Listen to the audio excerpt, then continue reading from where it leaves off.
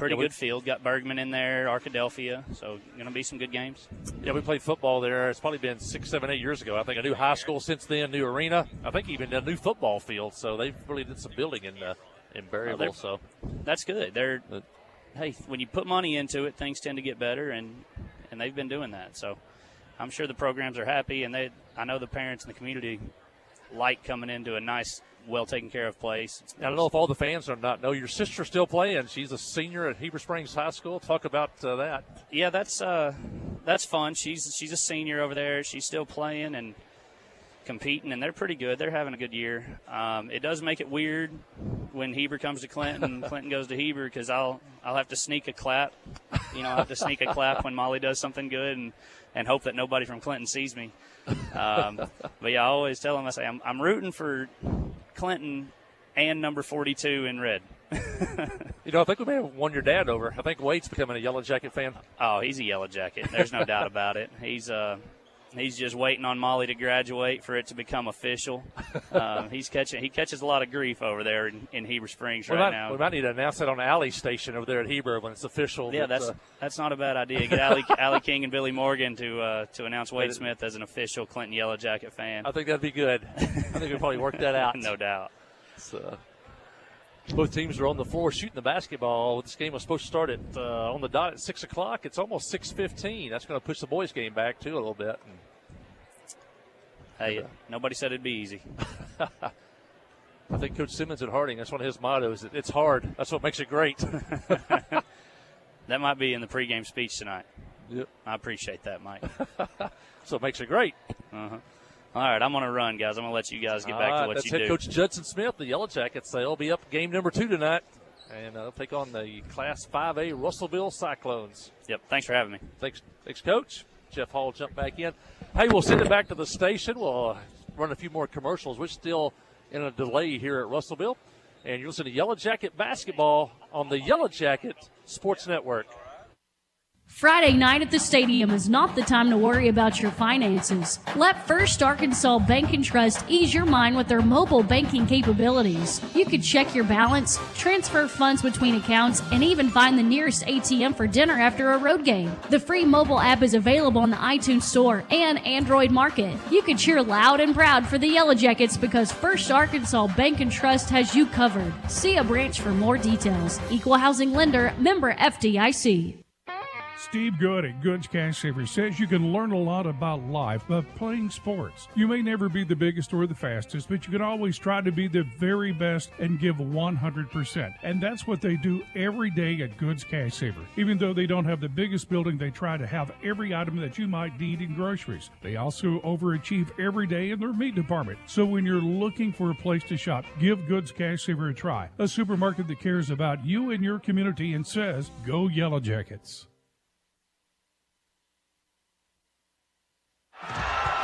Life is better with basketball and with First Security. We have the resources and the know-how to assist with your needs, plus a local team you can count on. So you're making better plays because First Security is making better happen during this season and every season. What's your better? Get there with us. Stop by your local First Security Banking Center or visit us online at fsbank.com today. First Security. Bank better. Member FDIC, Equal Housing Lender.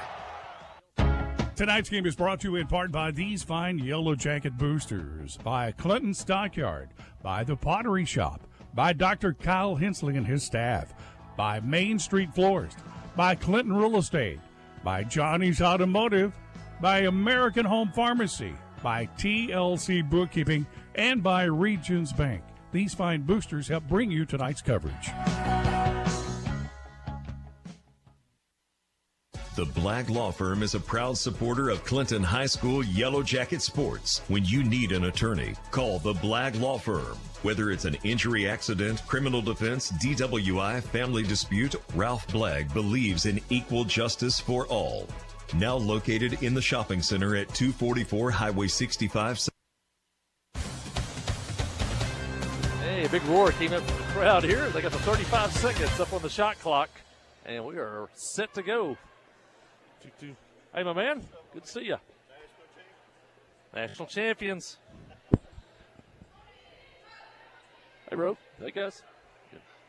some of the Yellow Jacket fans coming in tonight. And Brody Emerton coming in. I guess he's off on Christmas break. He looks taller than ever. And Dad Lee Emerton walking by here. And we are set for basketball.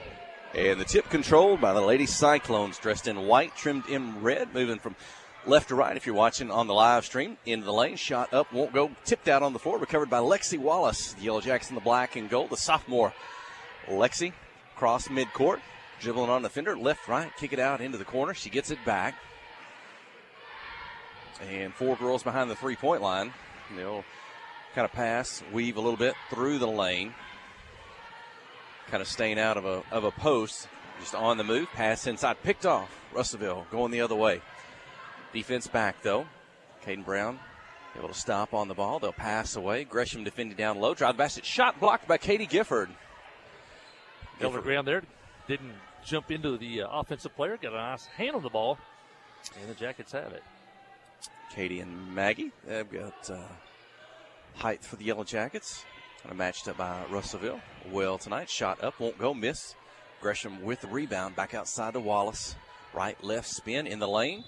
And she's fouled on her shot attempt. That'll send the sophomore Lexi Wallace to the free throw line. And the long delay was due to the shot clock was locked on 30 seconds instead of the AAA rule of 35 seconds. One reason that was important, Coach Post tonight wants to get deep into the shot clock, try to shorten the game. He thinks the score is going to have to be in the 40s for the Yellow Jackets to have a chance to win tonight against Russellville, as Lexi knocks in the first free throw. But Russellville returns their top 6 players from last year. They made it to the first round of the Class 5A state tournament. And Lexi hits both free throws. That's the first points of the ball game. Clinton 2, Russellville 0.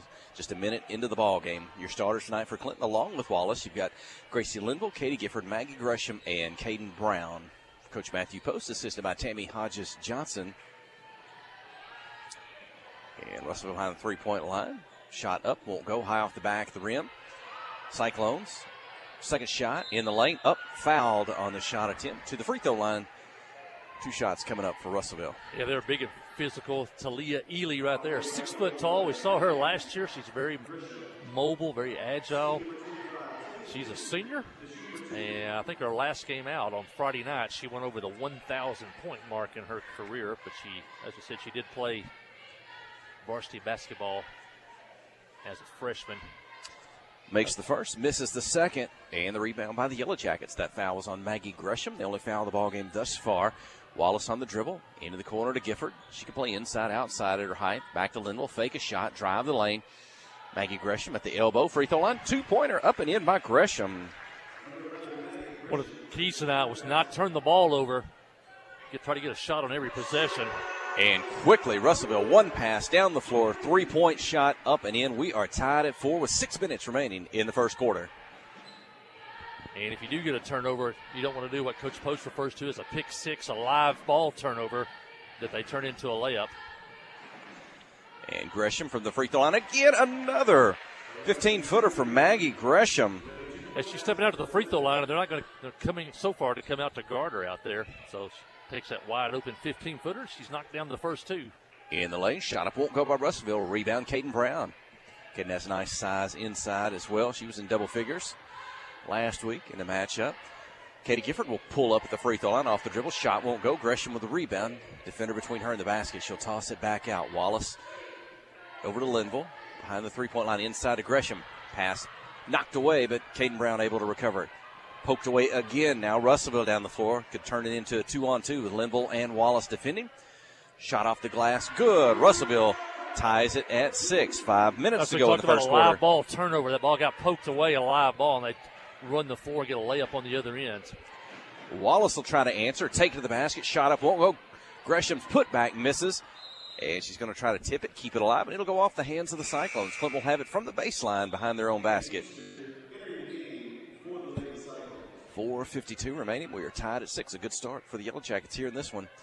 Gresham with 4 early points. Linville will inbound. They will not guard the inbounds pass. 3 players in the lane for Russellville. They'll get it quickly. Top of the key over to Gifford. Caden Brown's open in the corner. Gifford will drive. Her shot's blocked, and the Cyclones will take it out of the air. A chance to take the lead, this time down the floor. Into the ball game, Kana Keister for Russellville. Drive, pass inside. And Ely, her first field goal. Russellville 8, Clinton 6. Yeah, the drive created that. It forced a defensive help, and then it was 5-on-4, wide open under the basket for Ely. In the weave, Gifford will take it to the free throw line, turn, spin, toss it back out to Wallace. She's going to give up a couple inches, maybe 3 on her defender. Brown in the corner, up high to Gresham. Can't handle it. It's off her hands and recovered by Russellville. The lead by 2 and the ball. Russellville on the dribble, and Linville's going to knock it away, and she'll clear to Caden Brown. Caden up the floor. She's got one defender on her right. Left hand, take it. And, I thought she was going to be fouled. Russellville's able to block the shot, but standing on the baseline or out of bounds. That'll be a turnover. Give it back to the Yellow Jackets. 3:55 remaining first quarter. Russellville 8, Clinton 6. The Lady Yellow Jackets. This is one of those nights you may have a fast break, but you don't have the numbers. Probably better off to pull it out and run some clock.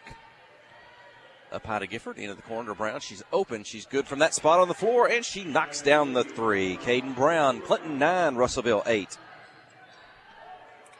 3 players to score for the Yellow Jackets. Drive inside. Take it to the basket. Kind of force the foul. That'll be Gracie Linville committing the foul. And a chance at the traditional 3-point play for Russellville. Yeah, good overall size for Russellville and strength. It's a tough matchup for both of our on-the-floor guards. At that time, Brianna Burke basically forced her way to the basket. And Brianna Burke, her 5th point, puts Russellville in the lead, 11-9, 3:40 first quarter. Clinton yet to substitute. Wallace at the top, right, left, keeps her dribble. Going to get in the lane, split 2, puts it up in front of a 3rd defender. Shot won't go. Russellville gets the rebound. Linville knocks it away. Now they'll be tied up. Good extra effort by Lexi Wallace, and I think alternate possession going to go to the Lady Yellow Jackets. Yeah, saves that extra possession for the Jackets, but that hustle getting in there and creating the jump ball. Russellville in the zone defense. At Conway High School, they ran a 1-3-1 zone. They were kind of running a 2-front zone here. I think Coach Post preferred them be in the zone instead of the man-to-man. Inbound the ball, whip it around to Brown in the corner. Shot won't go this time, a little long off the rim. And Russellville recovers, defense back. Pick Russellville up at midcourt. Brown at the top. She'll have a height advantage, man-to-man. Gifford down to Wallace defending, going to drive the baseline. Lexi pokes it away. Russellville recovers. They'll toss it back out. 3 minutes, first quarter. Long 3-point attempt up by Burks. Won't go off the rim. Rebound Lexi Wallace. Up the floor, defender in front of her, across midcourt. Behind her back, left, right. Keeps her dribble. Drives deep, back out to Gifford. Linville right, left, into the lane. Now needs help. And tries to toss it back out. It's picked off. Russellville down the floor, turns it into a 2-on-1. Bounce pass across the lane. Off the glass, good. Cyclones 13, Clinton 9. Live ball turnover created by the size inside by Russellville. Once Gracie got inside, there was no place to go. Wallace dribbling, and she will answer the bounce pass in the lane to Gresham, but it's blocked, and Russellville comes up with it. Kind of turned it into a 2-on-1 inside. The bounce pass to Gresham just couldn't finish. Russellville drives off the glass. Good. Burks quickly with 7 points, 15-9. 2 minutes remaining in the first quarter. A tie ball game has turned into a 6-point lead for Russellville. Pass up high to Gresham, catches behind the defender and scores easily. 6 points for Maggie Gresham. Great entry pass there. Gifford with that assist. Drive in the lane, going to try to scoop shot, maybe trying to draw the foul, and that is the call. It's going to go, if that goes against Maggie Gresham, is that quickly her 2nd foul? I think Clinton may only have 3 team fouls. Let's see. If I look to the end zone scoreboards, as opposed to the scoreboard over center court. Foul on Lexi Wallace. Looked like it was Wallace. Maggie Gresham. Burks with a free throw. So her first foul. Linville out. Abigail Parks in tonight. Played a little bit, I think, on Friday night. Wasn't sure if we wanted to play her this week. Let that ankle heal some more, but she's in there early tonight here late in the first quarter. In Burks, her 3rd free throw made her 9th point. Here still with 1:43 to go in the opening quarter. 17-11, Cyclones lead the Lady Yellow Jackets. Bounce pass down low. Wallace, Gresham, she'll toss it back out with a defender to her back. Back to Wallace, three-point shot up and in. Lexi Wallace for three. That's her first field goal. 5 points, 17-14. Pass inside, quickly down the floor on the break. Shot won't go, defended by Gifford and Gresham. And the putback up and in by Talia Ely. 19-14. A quick answer after the three-pointer by Wallace. Jackets couldn't buy a three-pointer last Tuesday at Boxside. Already have two here in the first quarter. Gresham to Wallace. Hands it off to Gifford. Drill behind the three-point line. Duck inside when they can. Parks takes the ball behind the three-point line, but she's closely guarded by Burke. She'll give it up. Gets it back. Kind of step, fake the three. Drive the baseline. Up and in. Abigail Parks, fourth player to score. And that's a pretty shot by Abigail. Good to have her get in the flow of the ball game on the offensive end of the floor.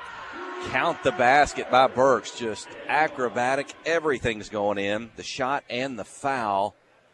With 43 seconds to go in the first quarter. She's a tough matchup for a guard. She's got a little bit of size on both of our on-the-floor defenders at guard, and she's strong enough several times now she'll be able to just push her way to the basket. 21-16, a free throw to come. Into the ball game come Kayla Lastly and Olivia Johnson, Abigail Parks, Caden Brown, and Lexi Wallace for this final 40 seconds of the first quarter, trailing 22-16. Parks on the dribble.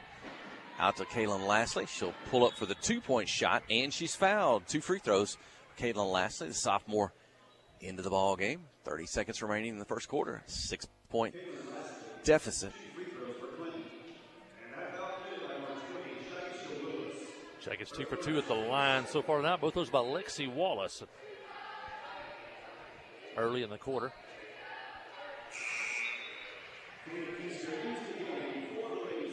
Lastly hits the first one. Got to hit free throws if you're going to stay in a game like this against a team like this. So far, so good. 3 for 3 at the line. And Lastly's second is up and in. Only a sophomore. 24. Did they put the points on the board? Should that be 18? There it is. 25 seconds, and the ball gets loose inside. Parks comes up with it. The senior over to Lexi Wallace across midcourt on the dribble, beats one defender, takes it deep in the lane, shot up high. Might have got a hand on it, blocked. Brown's able to recover. Olivia Johnson, ball knocked loose. Burks up the floor near midcourt, finally able to control it. Lastly back to defend. Burks off the glass, good. Boy, she finishes well. 2 seconds, and the first quarter has come to an end. From Russellville, it's the Lady Cyclones. I believe that's going to be 26 if they update the scoreboard. The Lady Yellow Jackets, 18. Second quarter coming up. You're listening to KHPQ and Clinton High School Sports. The Blagg Law Firm is a proud supporter of Clinton High School Yellow Jacket sports. When you need an attorney, call the Blagg Law Firm. Whether it's an injury, accident, criminal defense, DWI, family dispute, Ralph Blagg believes in equal justice for all. Now located in the shopping center at 244 Highway 65 South or on the web at blagglaw.com. The Blagg Law Firm, a proud supporter of Clinton Yellow Jacket sports.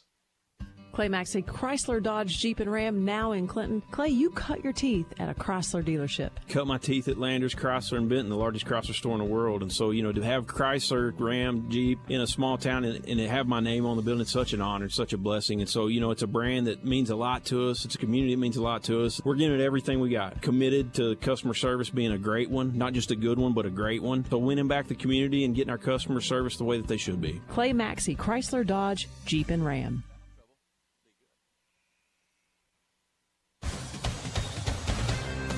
End of the first quarter here. Very entertaining first quarter. Lady Yellow Jackets trail. The scoreboard says 24-18. I think I got 26-18, but we won't argue with them. And it looks like Russellville's not arguing either, so I guess we'll keep it at 24. And I don't know about that. I thought Burks made that shot with seconds to go in the first quarter. We'll see. Inside, Russellville with the basketball. Oh, shot up. It hits the bottom of the backboard, but going to whistle the foul on the Yellow Jacket defender. Let's see if that goes against Johnson or Gresham. That'll go against Maggie Gresham. Unfortunately, that's her second personal foul. big scoreboard above midcourt, but it's about 3/4 of a video board and a very small scoreboard up at the top. You have to look into the end zones to see the fouls on the individual players, and that's the missed free throw by Kiera White. She'll have a second opportunity. It up, misses off the back of the rim. Olivia Johnson, the sophomore, with the rebound. Hands it off to Lexi Wallace. Only trailing by 6. I think you probably feel pretty good about this point in the ball game. Only a 6-point deficit. It seems like Russellville's played well, but the Lady Yellow Jackets have answered. Abigail Parks, long three-pointer, just short off the rim. Rebound. Quickly, Burks going the other way. Parks to finish. She'll force it up. That one wouldn't go. They'll get the rebound. Now Burks has it in the corner, and she hits a 3. I've got her with 18 points, and we're less than a minute into the second quarter. 27-18. 18 of their 27 from Brianna Burke. Wallace on the dribble. Left hand, right hand. Steps right, back left. Shot blocked out of bounds. Yeah, a lot of folks think that maybe Russellville has a chance this year. The 5A state tournament. Of course, they have to go through Greenwood, which is a perennial girls 5A basketball program. I think Greenwood beat them pretty soundly twice last year. Lexi Wallace will get a breather. Gracie Linville into the ball game. Returns.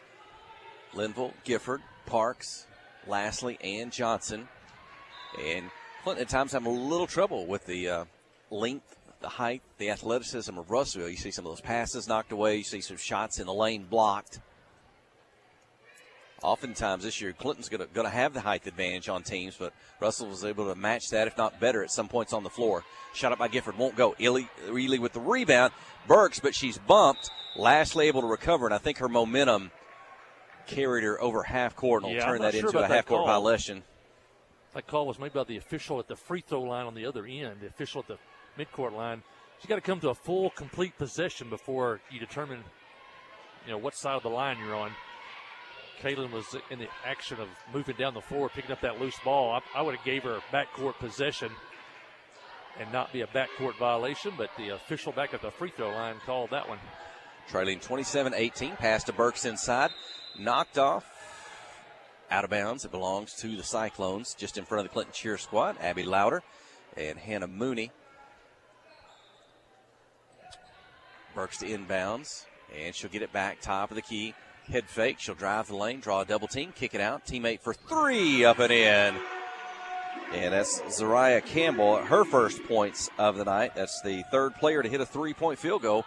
And quickly, Parks takes it inside and scores with the left hand, 30-20, trailing 6 minutes to go in the second quarter. Good drive by Parks over the left hand, scores. Jackets still man-to-man defense. And Burks will position her teammates. Inside, Ely's got it. 2 defenders, and they'll force a stop. She'll kick it over to Campbell, and the 2-pointer in. So she's got back-to-back field goals, 5 points, 32-20.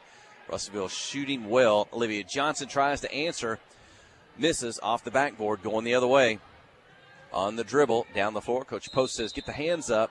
Shot won't go. Offensive foul going to be whistled on Shisha Willis, and the ball is going to go to the Lady Yellow Jackets.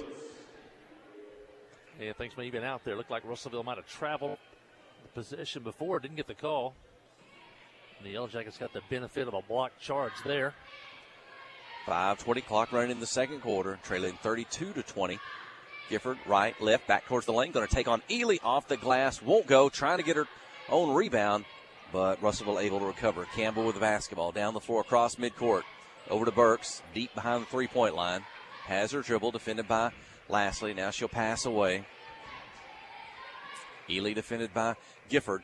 3-point shot up, won't go. Off the back of the rim. Linville's got the rebound. Gracie up the floor, head to Olivia Johnson. Takes it to the baseline, spins back, turns, shot up, turn around, won't go. Out of bounds. It belongs to Russellville. Yeah, one thing you notice, as big and as physical as Russellville is, they don't really attack the offensive backboards. They just, last couple of times, they shoot the basketball and they head back down the floor.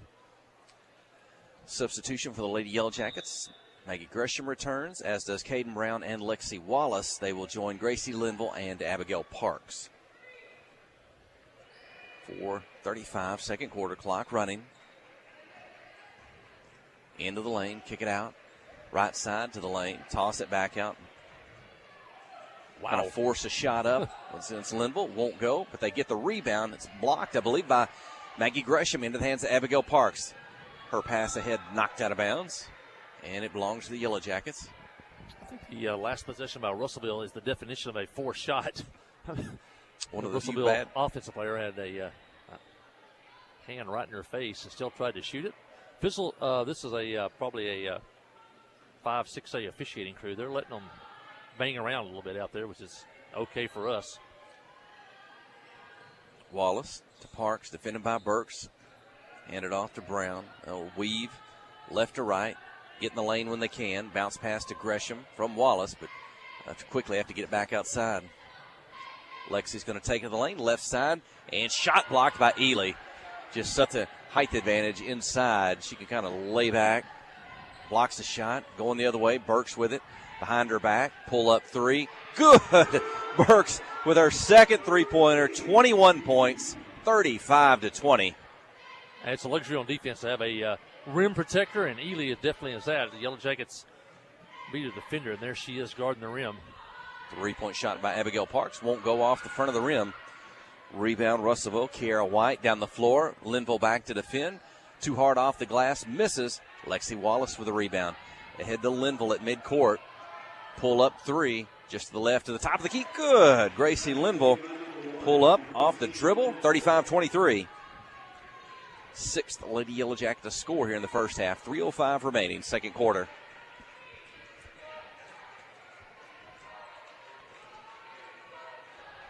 Ely with the basketball, slows down a bit.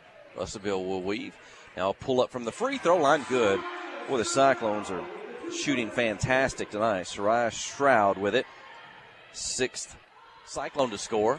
Shot up quickly by Clinton, won't go. Ely with the rebound. Caden got to use that left hand, going on the left side with the right hand. Allows it to get blocked. Burks now. Ball gets loose. Abigail Parks has it. Up the middle, now to the right side. Going to try to take on Ely. Shot blocked, but a foul is going to be called on Talia Ely, and that should send Abigail Parks to the free throw line. 2:29 in the second quarter. Parks the line for her first free throws of the night. Yellow Jackets 4 for 4 at the line, trailing 37-23. Like to get this maybe back into single digits before halftime. And Abigail hits the first. Abigail coming back from last week, kind of suffered from a sore ankle, and I don't know if she's 100% or if she's going to get all the minutes in tonight, but this will be the most minutes she's had in a couple of weeks. 37-24, her second free throw. Won't go. Backspin off the rim. Rebound out near sideline. Russellville able to recover. Burks is out of the ball game. 21 points already here, still in the second quarter. She's a bit of breather. Kenna Keister with it into the lane. Ball knocked away by Linville. Gracie's going to save it from going out of bounds. Gets it to Katie Gifford. Back to Gracie quickly. Long pass down the floor. Knocked out of bounds by Russellville.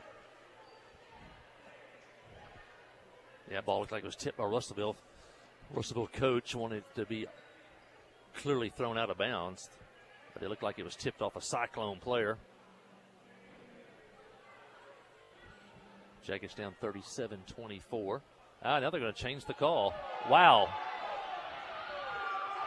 The official that had the best look at it said it went off a Russellville player. And then he gets in a discussion with the official who had his back turned. And they're going to give the ball to Russellville. That'll get the Yellow Jacket fans. They don't like that call. They're sitting below us from our broadcast position. We didn't get an ambient mic set up. Pick up a little bit of that. I don't know if you can hear much of the crowd around us, but we're seated here above the Yellow Jacket folks. Russellville. Good defense by Parks. Ball gets away. Katie Gifford down the floor. Blocked from behind. Gracie Linville's going to chase it down. It's knocked into the backcourt. On the run, Russellville off the glass. Good. And Jasmine Garcia with 2 points. I think you said earlier the officials are letting them play. We don't often see this. That was a little bit wild on that series. Yeah. Wallace with it into the lane. And she will draw a foul. Lexi Wallace to the free throw line. Yeah, it keeps her our big players out of foul trouble. The officiating's call tonight. The guards got to take care of the basketball, though, because they're going to let each other bang around quite a bit. Wallace, not a, what's the words I want to use? Not a sloppy game offensively by the squads. It's just some of these players, they're driving in. They're looking to either get a basket or draw a foul like they would often see and get to the free throw line. It's just those fouls aren't coming. They're turning into block shots, physical contact, ball getting knocked loose, kicked out on the floor and having to chase it down and letting them play 39-25. And Wallace went 1 for 2 at the line. Willis for the three-point basket from the corner. And Willis, her second. And Lexi answers with a three-pointer. Lexi gets a field goal. She now has 8 points to lead the Lady Yellow Jackets, trailing 42-28. 50 seconds, second quarter. Ely just in front of the rim, up and in. Talia Ely, 7 points. Linville over to Lastly, fakes, beats one defender, takes on a second. Shot won't go off the back of the rim. Ely with the rebound, keeps it herself up the floor. Johnson going to get back to Finn along with Lastly. And the basket will not count, though. Whistle Ely for a travel. That was pretty impressive. She took up the length of the floor off the rebound. Just a travel there at the last moment with two defenders coming up on her. Yeah, we saw her last year. Very mobile, able to take it end to end. As I said, she's been a varsity player since the 9th grade. Went over the 1,000-point mark last Friday night. That really makes you think how impressive Whitney Donahue was. She only played 3 years of high school basketball, and she scored 1,950 points. Here's a girl, 6 foot, has played for 4 years, and she just crossed the 1,000-point mark. 44-28, trailing 18 seconds, clock running, second quarter. Wallace with it, closely guarded. Going to drive towards the lane, bounce pass to Gresham. Katie Gifford will drive, kind of force it up over Ely and get the basket. Katie Gifford's first points. 44-30, final seconds. Three-point shot at the buzzer. Burks just off the mark. 21 points for Brianna Burke in the first half to lead the Lady Cyclones. And they will lead the ball game 44-30 here over the Lady Yellow Jackets at the halftime break. I'm Jeff Hall. My colleague is here. Aaron Duhan as well on the live stream. Halftime. We'll take a short break. Stay with us. You're listening to KHPQ and Clinton High School Sports. Towing and recovery is the last thing you think about until you really need it. Then you really want the best. There's only one name to call, Justin's Collision Repair Towing and Recovery. They have the largest and latest model recovery fleet in North Central Arkansas. From small towing to heavy-duty towing, Justin's Collision Repair Towing and Recovery on Highway 65 in Clinton is the one to call, 745-2992. That's Justin's Collision Repair Towing and Recovery, 745-2992. Wherever the river flows and however the game goes.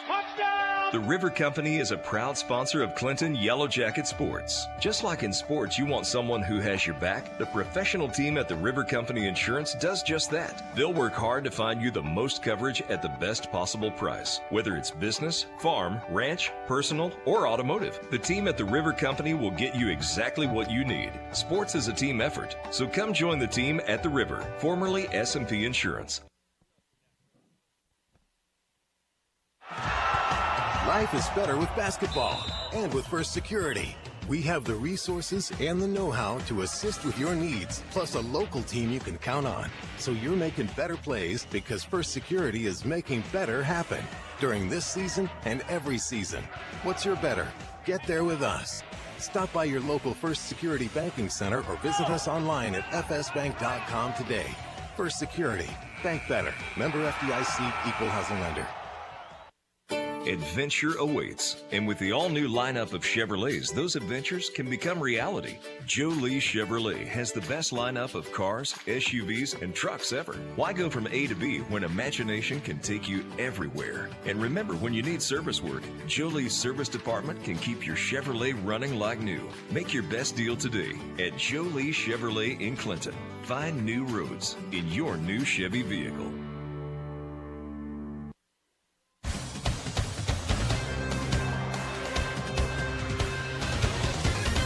And halftime from Russellville, Class 5A. The Lady Cyclones leading the Lady Yellow Jackets here at halftime, 4-30. Got a beautiful arena here. Certainly enjoying the broadcast from here. Aaron Duhon's got the live stream set up. Principal Tim Smith has joined us here for a moment. Now, Principal Smith, you know, my sister's a teacher. She's over in the elementary school. I don't know about the students. I think the teachers have been looking forward to Christmas break. Is it one more day before school turns out? 2:25 tomorrow. We're out of there. So, we've had a good week, though. We had semester tests in the junior high and the high school.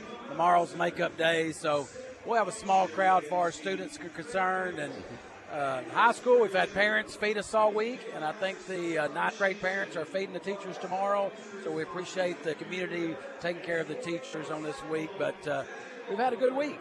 And we want to take a shout out to all of our students and our clubs who've done so much in the community over the holidays as far as blessing boxes and the nursing home. We've had the choir go to the nursing home. The FFA they made flower arrangements and took them to all the residents there.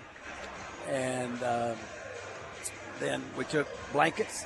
East and Beta took a blanket to every residence of the nursing home and the rehab facility there at Ozark Health. So glad to see those kids getting involved and helping out in the community. So the kids have done, and the teachers have done a lot of great work for the last few weeks, not just in the classroom. Yeah, good semester. And coming back, I know we talked to Coach Judson Smith a little bit. I know the basketball teams are going to play during the break, the 27th, 28th, and 29th. Other than that, anything else going on? No, it's kind of dead. So I'm sure the football coaches worked out the football schedule today. And I don't know if you talked to Coach Dufresne about that. We have not. But I figure he'll get that released sometime this week, and he may wait till after the Christmas break. But we got our new football conference. It's going to look a little different next year, and they met today in Russellville. He's been over here since this morning and got everything lined out for the next 2 years. So we'll have a football schedule, and I'm sure they'll release that soon. But other than that, no, teachers come back January 2nd. And students on January 3rd, so we're going to take some much-needed time off here in the next couple weeks. Yeah. Well, thank you, Principal Tim Smith, and we'll look forward to the rest of the ball games tonight. And one other thing, last time I talked to you, we was headed to state finals, and Smash Brothers. Yeah. I got the game wrong they were playing. They give me a hard time about that. But we beat Conway in the semis, and then got beat by Rogers New Tech in the finals. But it was my first time to go and really pay attention to what's going on. I couldn't do it. I mean, the hand-eye coordination, everything that's going on, it is unbelievable. And to have it at Hendricks and up on the big screen, it was pretty impressive. I'm really proud of Curtis and our esports team for how well they did this year. Yeah, last Thursday, and I saw that posted on social media, and pretty neat for the program and for those kids. And we'll look forward to that again for next year, yeah? Esports. Yep. Okay. Well, thank you. I'll let you slip away, and we'll see you after the break. Thanks, Principal Tim Smith. Another break. Back to the studio. You're listening to KHPQ in Clinton High School Sports. Conway Regional has been the community's hospital for more than 100 years, providing high-quality, compassionate care. As our community continues to grow, we're growing alongside you to ensure all your healthcare needs are met right here in Conway. Our board-certified interventional cardiologists, specialized team, and innovative cardiovascular technology are here to provide the comprehensive care you deserve when you need it most. So when you're facing a heart emergency, trust the care you'll find down the hallway, not down the highway. We have partnered with Carti to bring world-class cancer treatment to Van Buren County. Some chemos are between 1 to 2 hours to 8 hours. So when patient is sick, diagnosed with the cancer, traveling to Little Rock, that's a pretty long day for sick people. Back in the old days, you had to get on the interstate, go to Conway, or go to Little Rock to get your chemo treatments. My mom, for a year and a half, was able to take them right here in Clinton, Arkansas. Big peace of mind for my mom. Ozark Health, your community hospital. Tonight's game is brought to you in part by these fine Yellow Jacket boosters, by Clinton Drug, by Pistole Gun and Pawn, by ALA Beauty, Robertson Real Estate and Auctioneer Incorporated, by Clinton Physical Therapy and Fitness, by Ryan's Main Street Grill, Sun Gas Propane, Moix RV, and Judy King School of Dance. These fine boosters help bring you tonight's Yellow Jacket coverage.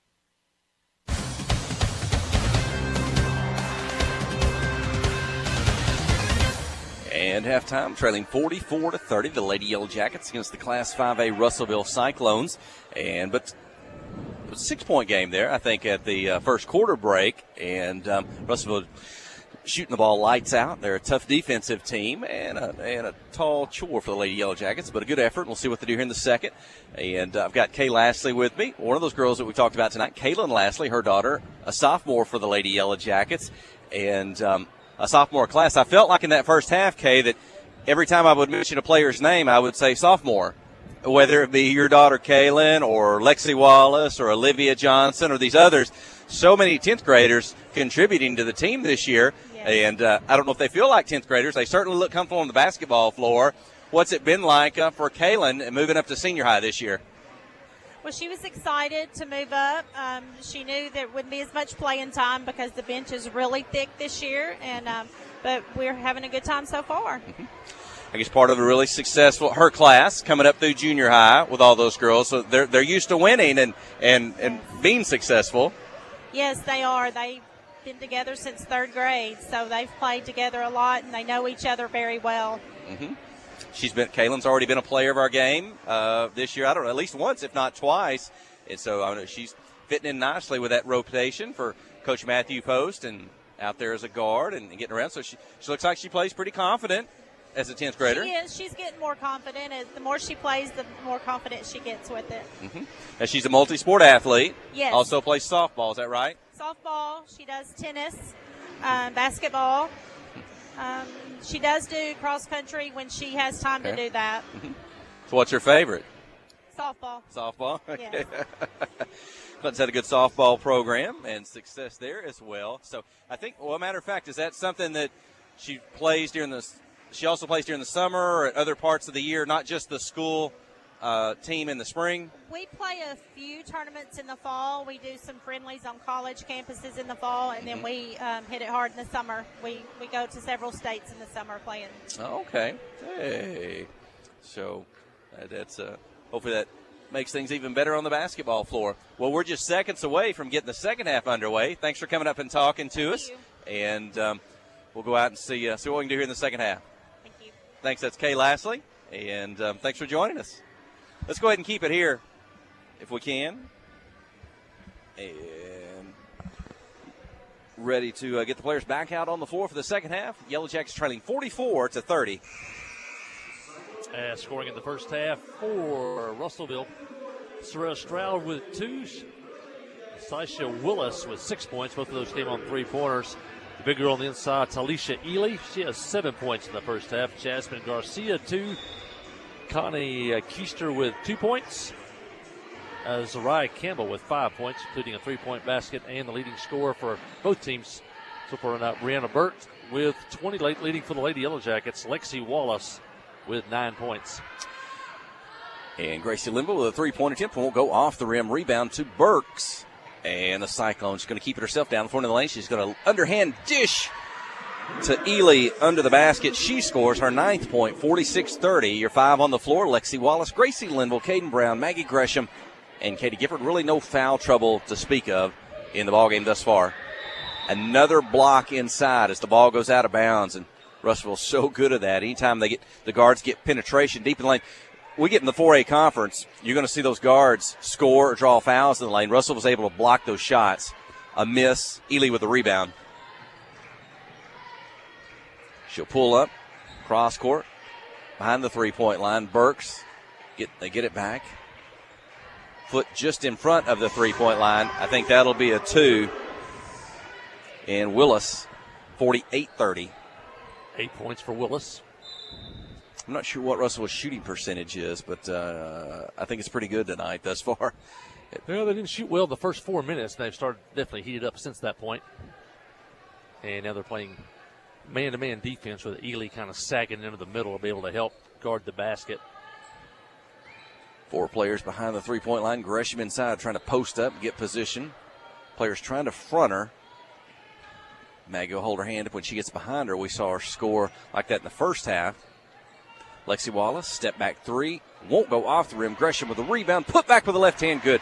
Well, she used her body and her hand to avoid Ely, and she's able to get the basket. 8 points for Maggie Gresham.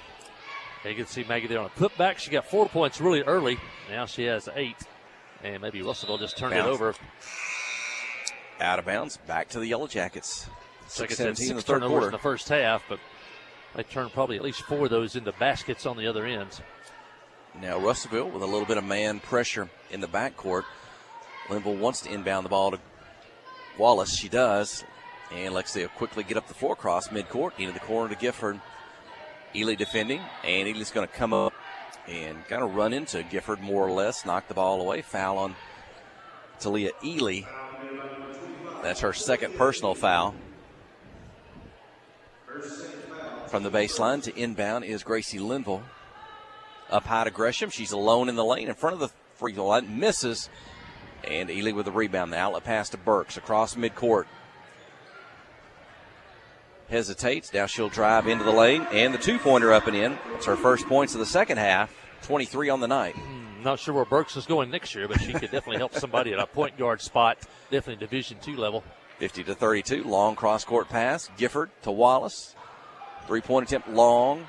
And Russellville's able to come away with the ball. Willis quickly up the floor. Split two defenders. Ball knocked loose. Wallace has it. Now she'll get down the floor. Burks trying to catch up to defend. And foul called on Brenna Burks. Lexi Wallace back to the free throw line where she's made 3 free throws tonight. Good job by Lexi there. She kind of slow rolled there. Kind of slowed up a little bit. Allowed Burks maybe to kind of run in and create some contact.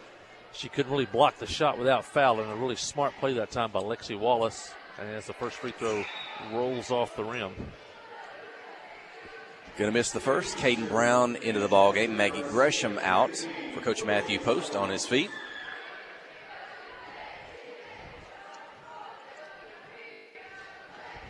Wallace' second free throw is up and in.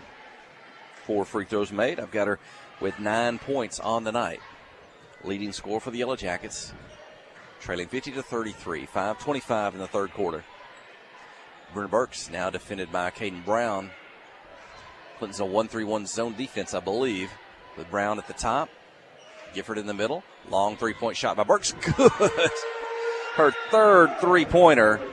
26 points, 53-33. Yeah, that's extreme range on that one. Nobody is looking to guard anybody that far out on the floor. She's hit 2 of those tonight from, I don't know, probably close to 25 feet on the floor.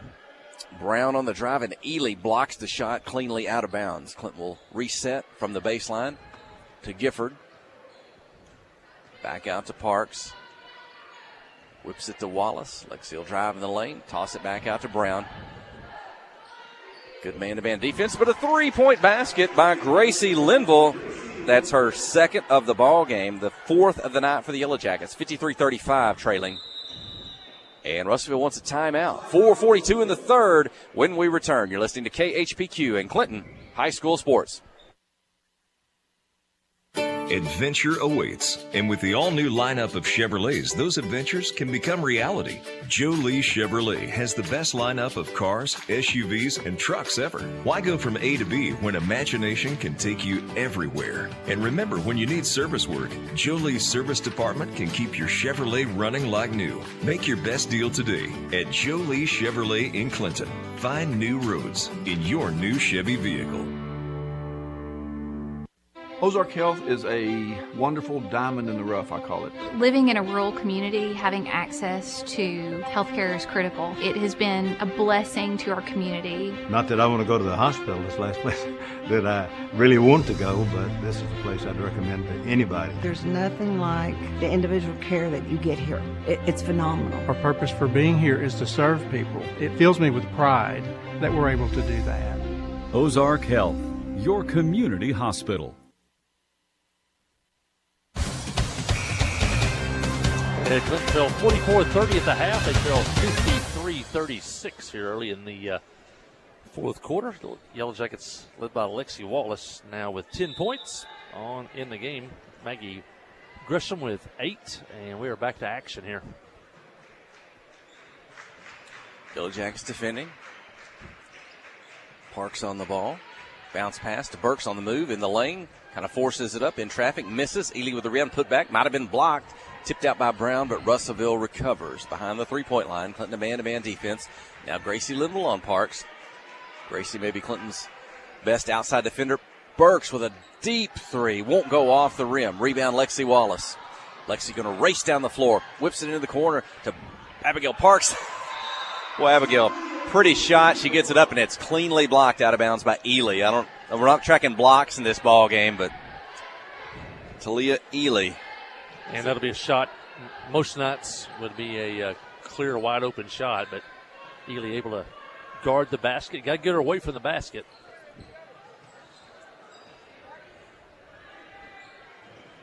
Linville, a little bit of a head fake. She'll get by a defender. Off the glass, good. Gracie with 8 points.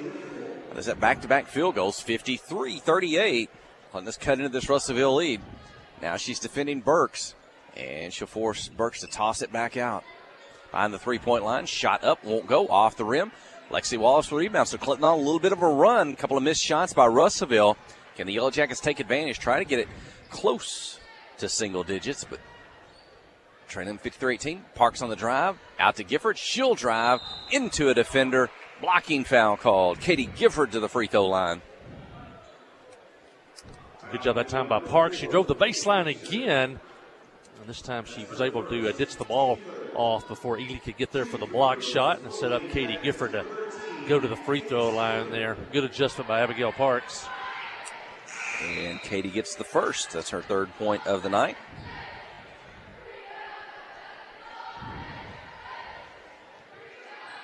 You got Gifford, Parks, Brown, Wallace, and Linville.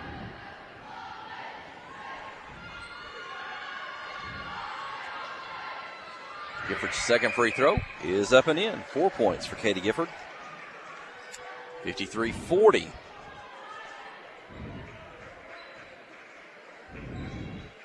Check, it's 9 of 12 at the free throw line. They've shot them well, 75%. On the dribble, gets to the baseline. Parks defending, gets behind the basket, and Parks defense going to force a bad shot, a miss. Rebound, Caden Brown, up to Lexi Wallace. Defender on her left hip. She's going to take it all the way. Ely blocks the shot out of bounds. Again, Clinton doing everything they could do to get to the ball of the basket. Ely's just such a good defender, able to block the shot, not commit the foul.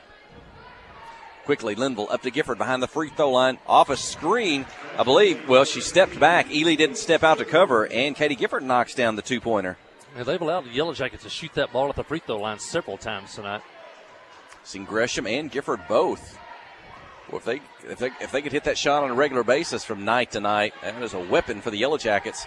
Shot up, won't go. Burks rebound inside. Brown takes it away from her, ties her up. Both hands on the ball at the same time. Alternate possession of Russellville, but the defense like stepping the call up. because the whistle was blown so late. Brown already had the basketball clear. Burks up high to Ely. 2 defenders. Bad shot. Loose. Gracie Linville comes up with it. A chance to get it to single digits. Linville down the floor. Off to Wallace. On the dribble. Step back 3. Up and in. Gracie Linville for 3. 11 points. 3 3-point field goals. And suddenly the Yellow Jackets have cut the Cyclone lead to 8. And Russellville is going to take another timeout here in the 3rd quarter. So Clinton on a run here. And they've cut it to 53-45. Yeah, good shooting by the Lady Yellow Jackets again in this quarter. Like I say, that game at Boxside tonight, they could not buy a three-pointer. Now they've got 1, 2, 3, 4, 5 tonight, and they've shot 9 of 12 at the free throw line, which keeps you in the ball game. And you never know, to get into the 4th quarter with a chance to win. You never know what might happen. So cut the lead to 8 with 2:13 left here in the 3rd period. Lady Yellow Jackets will be on the road Thursday night as they travel to Star City. That game will tip off at 4 o'clock Thursday afternoon against one of the perennial Class 4A girl basketball powers, Coach Becky Brown and her Star City Bulldog team, Lady Bulldog team. And that'll be Thursday, 4 o'clock. Lady Yellow Jackets travel to Star City. Then they'll take a break until they come back on December the 27th. Tournament at Berryville. And they'll open the tournament, I believe, at 2 o'clock on Wednesday the 27th. That'll be at 2 o'clock in the afternoon, followed by the senior boys after that at 3:30. So mark your plans. We want something to do after Christmas. You can take all those presents back that you didn't like back to Branson and then swing by the basketball game. So out of the timeout, 2:10 remaining in the third, trailing 53-45, Cyclone basketball. Burke, defended by Linville, tries to pass it to Ely, picked off by Katie Gifford. Good defense by Linville. Gifford in the right spot. She'll hand it off to Lexi Wallace. Back to Linville. She's got 8 points. She'll drive, try to toss it up across the lane to Gifford, but it's knocked away. And Burks down the floor, into the lane, stripped low by Wallace, out of bounds. It belongs to Russellville, but Lexi Wallace saves a layup. Jackets have shot the ball well from the field and the free throw line this quarter, and so far no turnovers in the third quarter. That's what's allowed them to get back in the ball game. Inbound the ball to Burks. She gets it back. Her three-point shot won't go. Rebound Russellville in the lane, misses. Trying to get it back. Clinton defending, force it up. And will draw the foul. 2 free throws upcoming for Russellville, but another good defensive set by the Yellow Jackets. Took 3 shots for Russellville to finally get to the foul line. Probably the first time that we've really seen them attack the offensive glass. And Shisha Willis gets the first free throw. She's got 9 points. And her second. In and out. No good. Rebound, Katie Gifford. Another chance to cut into this Russellville lead, trailing 54-45, a minute 30 remaining in the third quarter. Wallace, right, left, beats her defender, pull up, 2-point attempt, won't go. Ely with a rebound, off the floor, over to Burks across midcourt, a minute 20. Looks at Linville. Burks only 2 field goals here in the third quarter after that 20, was it a 21-point first half? 20-point outburst in the first half. Only 5 here in the third quarter. She's missed a couple. Linville's defense. Shot clock under 10 seconds. We've not seen that a lot tonight. Burks on the dribble. Tries to split 2 defenders as Wallace and Linville converge on Burks. And for the foul, it's going to be Lexi Wallace. Yeah, Burks faked running off the screen by Ely at the top of the key. Kept it. Probably a good foul for the Yellow Jackets because it stopped her from going in for the layup. Although it is the third foul on Gracie Linville. That'll force out to inbound for basketball under their own basket. Olivia Johnson in for Linville. No, Linville's still there. Olivia Johnson in. Caden Brown out. Abigail Parks in the ball game. Long 3. Won't go. It's over the top of the backboard. Off the shot clock. And it's out of bounds. It belongs to the Lady Yellow Jackets. 50 seconds. Clock running. Trailing 54-45. Third quarter. Big possession here. Chance to Wallace on the move. Johnson, quick shot over. Ely gets the basket. Well, maybe that's how you defeat Ely. You take that pass from Wallace on the move, and immediately the touch. Johnson goes up and shoots it before Ely can get in position to block it. You got to get rid of it quick, or you have to have finesse and just pull up and shoot the 6 to 8 footer instead of try to drive it all the way to the basket. Olivia Johnson's first point, 8th Lady Yellow Jacket to score. Pass inside, got behind the defender. That's Willis with 2, 56-47, 13 seconds. Wallace across midcourt, right, left, into the lane, out to Gifford, baseline jumper, good. Katie Gifford, a nice touch from the outside. She's got 8, 3 seconds, 2 seconds across midcourt, and Parks knocks it away from Burks low, and the third quarter comes to an end. The Yellow Jackets on a run. They trailed by 14 at the half. They've cut that lead to 7. It'll be 56-49 with the fourth and final quarter when we return. You're listening to KHPQ in Clinton High School Sports. Towing and recovery is the last thing you think about until you really need it. Then you really want the best. There's only one name to call, Justin's Collision Repair Towing and Recovery. They have the largest and latest model recovery fleet in North Central Arkansas. From small towing to heavy-duty towing, Justin's Collision Repair Towing and Recovery on Highway 65 in Clinton is the one to call, 745-2992. That's Justin's Collision Repair Towing and Recovery, 745-2992.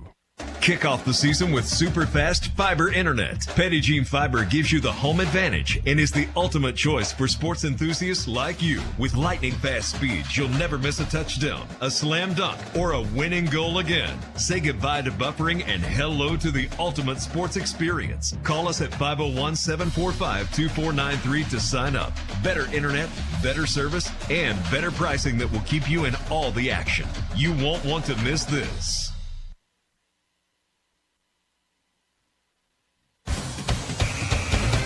And big third quarter by the Lady Yellow Jackets allows them to get back in the ball game. They trailed 44-30 at the half. They outscored Russellville 19-12 in that third quarter. Got the lead to 56-49. Gracie Linville with 9 of the Yellow Jackets' 19 points in that third quarter, and no turnovers for the Lady Jackets in that third quarter. I don't know if you could have told Matthew Post, head coach, before the ball game that if you would outscore the Cyclones in that third quarter and only trail by 7 going into the fourth, you might say he might take it against a very good Cyclone squad. Johnson with a three-point attempt. It won't go. Rebound, Russellville. Parks, Linville, Wallace, Johnson, and Gifford, your 5 on the floor for the Lady Yellow Jackets. Ball out of bounds. Keep it with the Cyclones behind their basket from the baseline.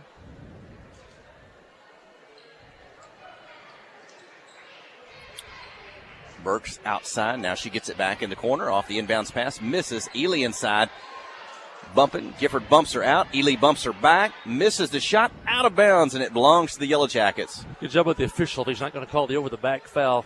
Give the ball to the Yellow Jackets out of bounds. Good call there by the official. The Jackets have it with a chance to cut it to 5, maybe 4. A little bit of man pressure in the backcourt. Wallace beats it. You feel good when she's got the ball in her hands.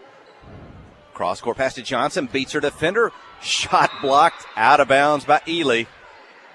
And Olivia's just got a smile on her face. There's not much you can do there. If you're watching at home, that's the value of a rim protector. Olivia Johnson beat her defender. Just went straight to the basket. And there was that rim protector there to block the shot. But it's a luxury to have one of those. And you saw it how it works right there. So Olivia behind the three-point line misses. Ely with a rebound. She'll clear to her teammate Burke. It allows your other 4 defenders to gamble on the floor because they know they've got help behind them. And maybe we talked about in Class 5A basketball, maybe the officials let them play a little bit more physical than we see in some of the lower classifications in Arkansas. Three-point shot won't go. Rebound tipped. Russellville comes up with it. I'll finish that thought here in a moment. Burks drives into the lane, misses. Short off the front of the rim. Russellville gets it back. Another miss. Wow. And Gifford with the rebound. Shots. Missed by Russellville. Still 56. Take advantage of it. 49. Johnson on the dribble, left hand. Back to Linville. And the Jackets will take a timeout. Coach Matthew Post. We'll finish that thought maybe in a moment. Let's take the break with them. 56-49, 6:31 when we return. You're listening to KHPQ and Clinton High School Sports. Steve Good at Goods Cash Savers says you can learn a lot about life by playing sports. You may never be the biggest or the fastest, but you can always try to be the very best and give 100%. And that's what they do every day at Goods Cash Saver. Even though they don't have the biggest building, they try to have every item that you might need in groceries. They also overachieve every day in their meat department. So when you're looking for a place to shop, give Goods Cash Saver a try. A supermarket that cares about you and your community and says, go Yellow Jackets. The Black Law Firm is a proud supporter of Clinton High School Yellow Jacket sports. When you need an attorney, call the Black Law Firm. Whether it's an injury accident, criminal defense, DWI, family dispute, Ralph Blagg believes in equal justice for all. Now located in the shopping center at 244 Highway 65 South or on the web at blaglaw.com. The Blagg Law Firm, a proud supporter of Clinton Yellow Jacket sports. The officials got this one going pretty quickly before we get out of the timeout. Gracie Linville drove in the lane, and Ely ran into her and fouled her, and Gracie hits the free throw, and Gracie continues her good night here in Russellville. The first one, the second one is short. Gresham battling for the rebound, tied up. Alternate possession to Russellville. Closest Clinton has been since the end of the first quarter. They trail by 6, 56-50. That was Linville's 12th point in the ball game to lead the Lady Yellow Jackets. 6:20 to go. Burke with it. I have to recount my number for her. Maybe she's at 26 at this point. Three-point shot short off the front of the rim. Rebound Gifford. Tip pass to Parks in the lead. Defender catching up. Right hand. And wow. Crowd wanted a foul. You got to protect the shooter. The official let that one go. Going the other way. Crazy shot on the other end. And Wallace has it. It's as if she thought the clock was running out. Lexi with it. Pull up 3. Good. Lexi Wallace pulls the Yellow Jackets within 3. 56-53. What a sequence. A foul not called on one end and a crazy shot on the other end. And Wallace calmly sinks a three. 5:35 remaining in the ball game. Burks hands it off to Ely, this time behind the three-point line. She'll drive, kick it over to a teammate. Three-point basket, good. Shisha Willis, her third three-pointer. She's got 15, and I guess if you're Russellville, that's what the Cyclones needed. As Clinton had cut it to 3, now 6. Gifford on the dribble, outside to Linville. Quick three up. This one off the mark. Ely, Gresham, tipped out. Russellville controls. Every offensive possession important now. The clock winding down under 5 minutes. Got to get a good shot every time. Russellville slows just a bit. Burke with the basketball. Off to Willis. On the dribble. Pull up behind the free throw line. Shot won't go. Tipped out of bounds. It belongs to the Yellow Jackets. 4:48 to go. Trailing by 6. Get a good shot here. Important possession. A couple of substitutions for Russellville. Clinton has Wallace, Linville, Parks, Gresham, and Gifford.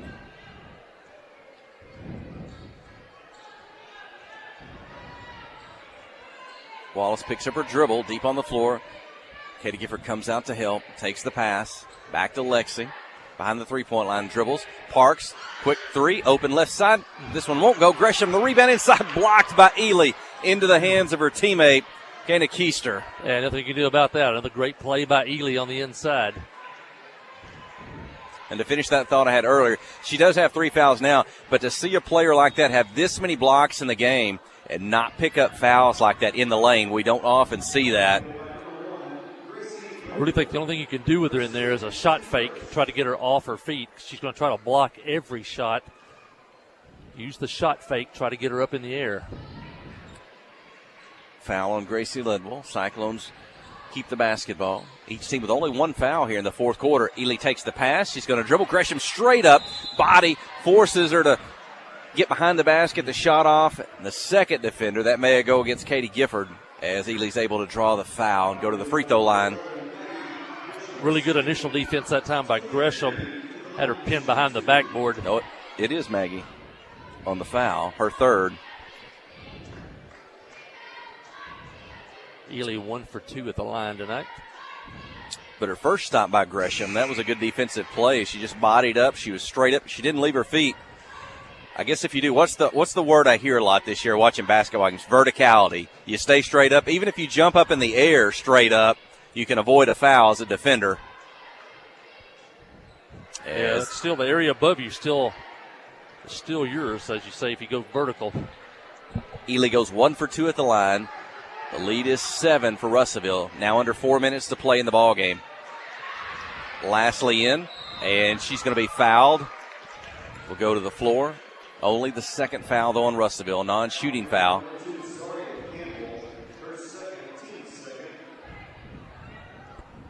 Jackets still have 4 timeouts left.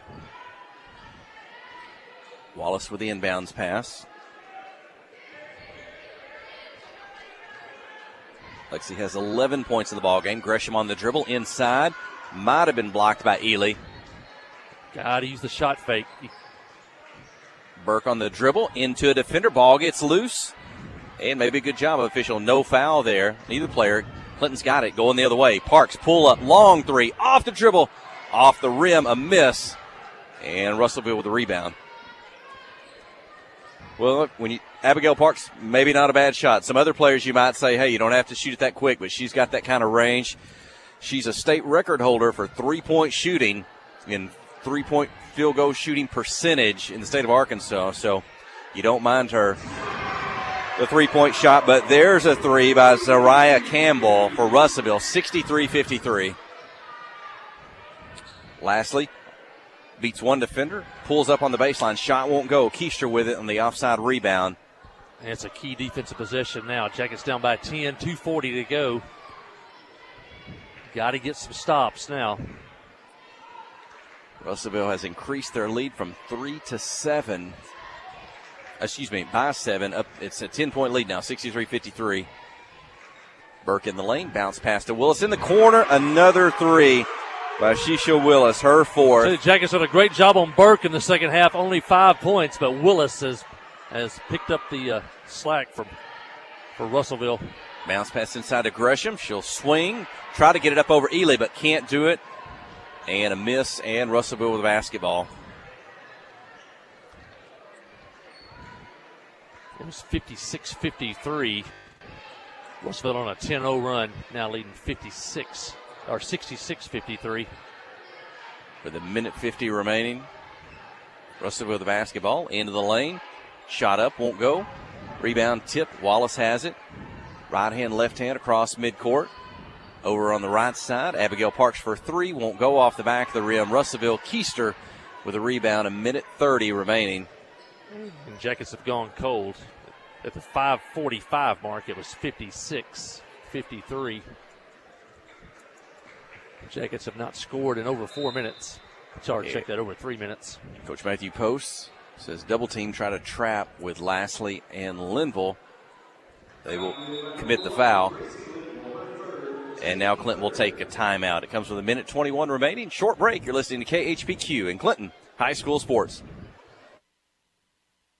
Friday night at the stadium is not the time to worry about your finances. Let First Arkansas Bank and Trust ease your mind with their mobile banking capabilities. You can check your balance, transfer funds between accounts, and even find the nearest ATM for dinner after a road game. The free mobile app is available on the iTunes Store and Android Market. You can cheer loud and proud for the Yellow Jackets because First Arkansas Bank and Trust has you covered. See a branch for more details. Equal housing lender, member FDIC.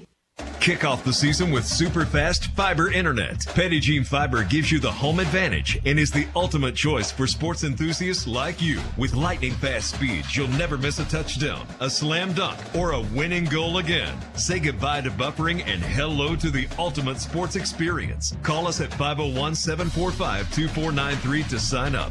Better internet, better service, and better pricing that will keep you in all the action. You won't want to miss this. Where the Jackets won the first 11 minutes of the second half, cut the lead all the way to 3 at 56-53. But the Jackets have not scored in almost 4 minutes, and now they trail 66-53. Cyclones with the basketball. Burke is going to kind of dribble, duck in and out, over to her teammate. Three-point shot short off the front of the rim. Rebound, Caden Brown into the ballgame. Ahead to Olivia Johnson, also in. Out of the timeout. Over to Abigail Parks. Picks up her dribble, closely guarded. Back to Johnson. Man-to-man defense by Russellville. Couldn't really have it to work for it. Caden Brown. They've held Caden Brown to only 3 points tonight. That was a three-point field goal. Parks on the drive to the baseline. Floats it up with the right hand good. Abigail Parks, her second field goal. 66-55, 35 seconds. And that ends a 10-0 run by Russellville. Brown defending on Burke. Shot clock, game clock. Probably less than a 2-second differential. Three-point shot by Keister. Up over the backboard. Wallace comes away with it. Lexi across midcourt, 16 seconds. Gets her teammates in front of her. Back to Johnson on the dribble to Caden Brown. Mid-range, 15-foot jumper. In and out, won't go. She gets it back. Shots blocked by Ely. And Talia Ely will take it out of the air. And that will do it. Well, after a valiant effort there in this third quarter into the fourth, cutting the Russellville lead to 3, the Cyclones able to push it out and get the win. 66-55 over to the Lady Yellow Jackets here in Russellville. As the players will line up. Coaching staff as well. They'll walk across midcourt, shake hands. It looks like they'll head to midcourt for a post-game prayer along with the Clinton cheer squad. And they'll circle up. I'm Jeff Hall. My colleague is here. Aaron Duhan is our video engineer, featured at midcourt now.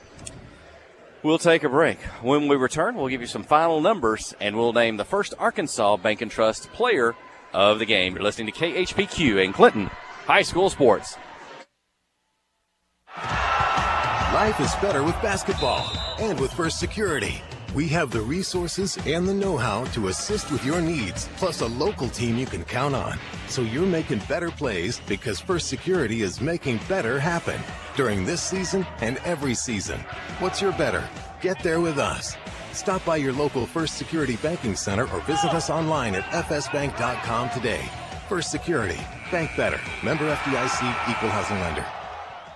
Clay Maxey, Chrysler, Dodge, Jeep, and Ram now in Clinton. Now, Clinton is a tight-knit community. They work hard to support one another. They work hard to take care of small, family-owned business, and that's what we are. We want to bring that family-owned atmosphere with also the opportunity for the consumer to get that great deal that they deserve. So, we feel like we've got the best of both worlds. Keep driving by every day. The inventory keeps getting better. It's Ram country, and we're going to keep making it bigger and better. So, yes, ma'am. Clay Maxey, Chrysler, Dodge, Jeep, and Ram.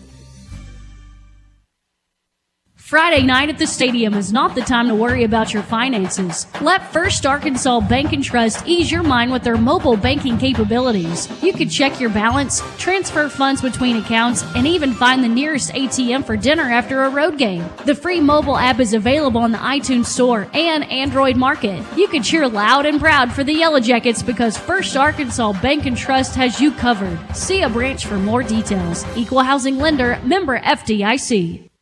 Clay Maxey, Chrysler, Dodge, Jeep, and Ram now in Clinton. Clay, you cut your teeth at a Chrysler dealership. Cut my teeth at Landers, Chrysler, and Benton, the largest Chrysler store in the world. And so, to have Chrysler, Ram, Jeep in a small town and to have my name on the building, it's such an honor, it's such a blessing. And so, it's a brand that means a lot to us. It's a community that means a lot to us. We're giving it everything we got. Committed to customer service being a great one, not just a good one, but a great one. So winning back the community and getting our customer service the way that they should be. Clay Maxey, Chrysler, Dodge, Jeep, and Ram.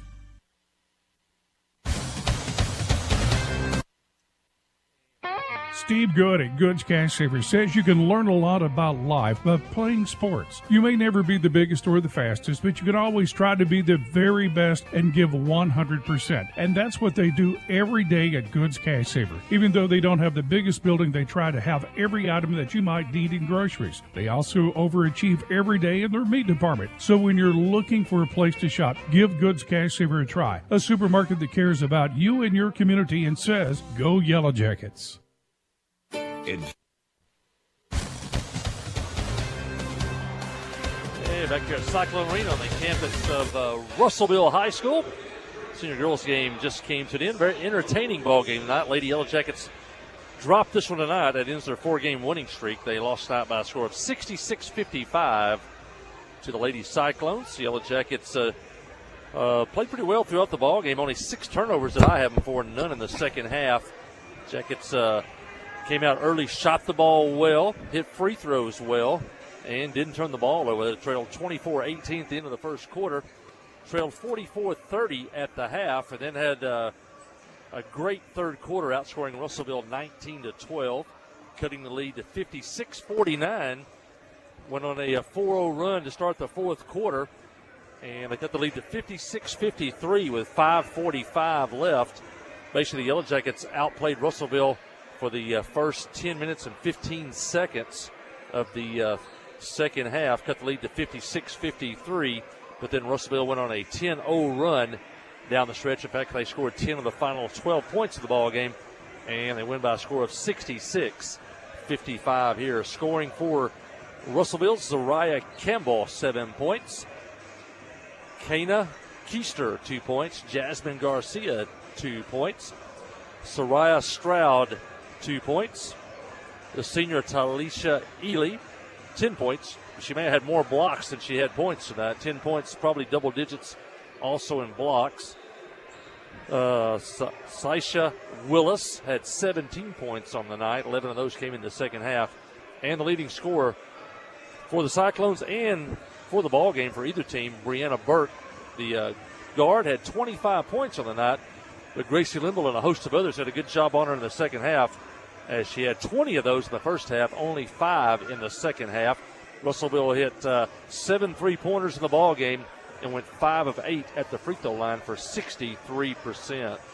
For the Lady Yellow Jackets, Olivia Johnson with 2 points, Caden Brown with 3 points. That was a 3-pointer. Kaylin Lastly with 2 points, both of those at the free throw line. Maggie Gresham with 8 points on the night.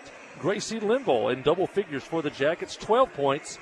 9 of those came in a big second half for the senior. Abigail Parks off the bench tonight, coming back from injury, had 7 points. Katie Gifford, the senior, 8 points on the night, 6 of those in the second half. And the leading scorer for the Lady Yellow Jackets tonight, the sophomore Lexi Wallace, 13 points on the night, including 3 3-point. Check that. 9, 12, 14 points on the night, including 3.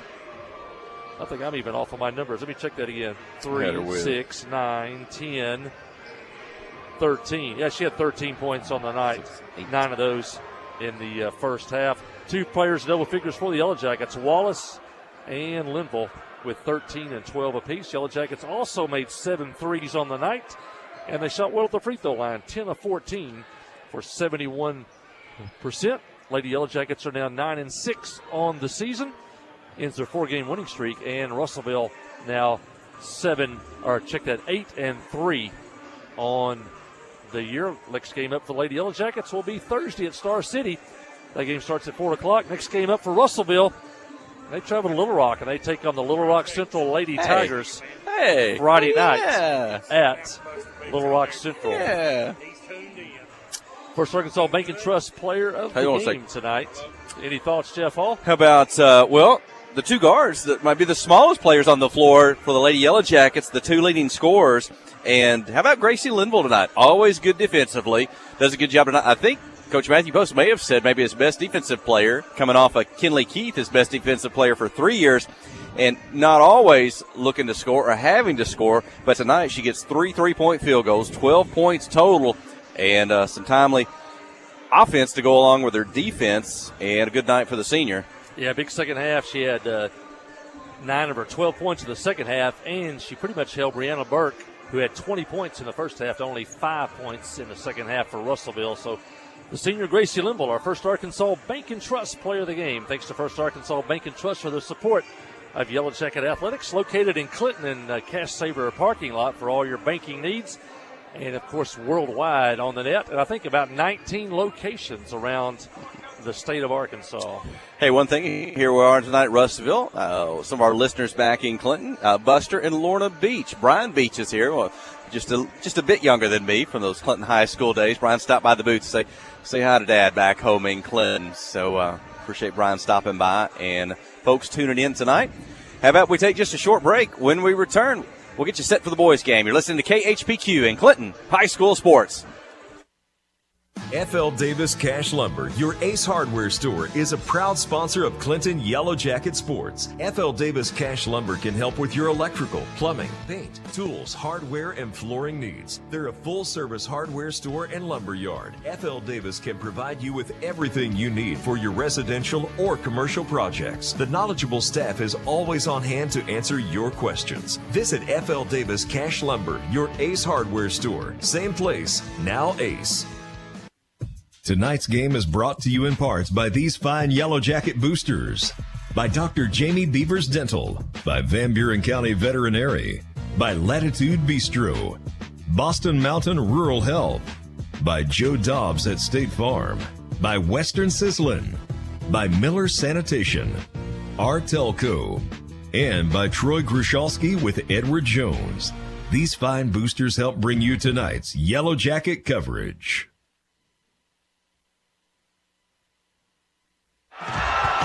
Life is better with basketball and with First Security.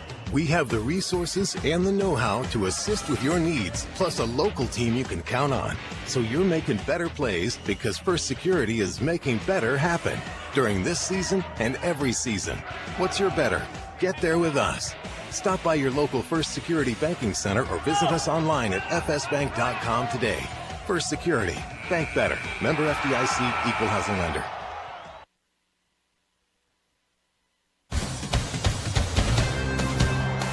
And back here at Cyclone Arena, just a couple of minutes away from boys action here. If you just tuned in, Lady Yellow Jackets played well tonight, but fell 66-55 to Class 5A Russellville. Angela Bradford listening in back in Clinton. She says it'll be the full menu on Friday night.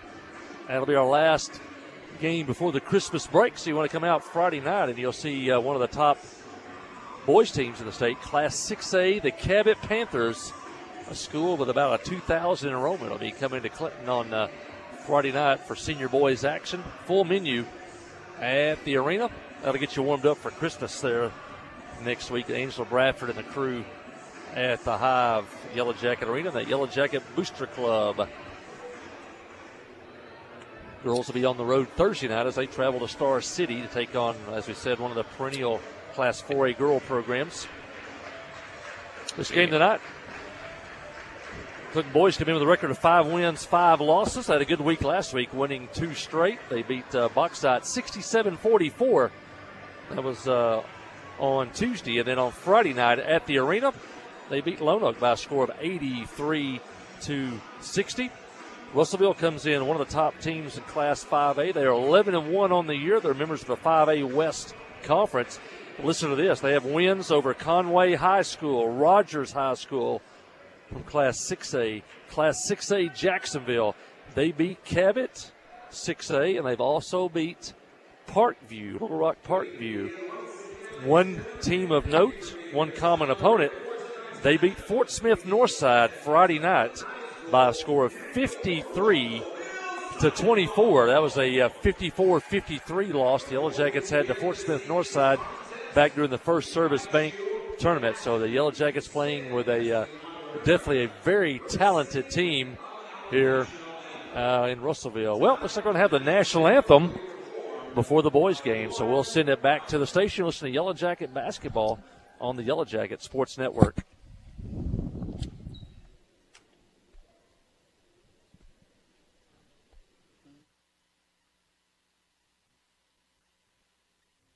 Tonight's game is brought to you in part by these fine Yellow Jacket boosters.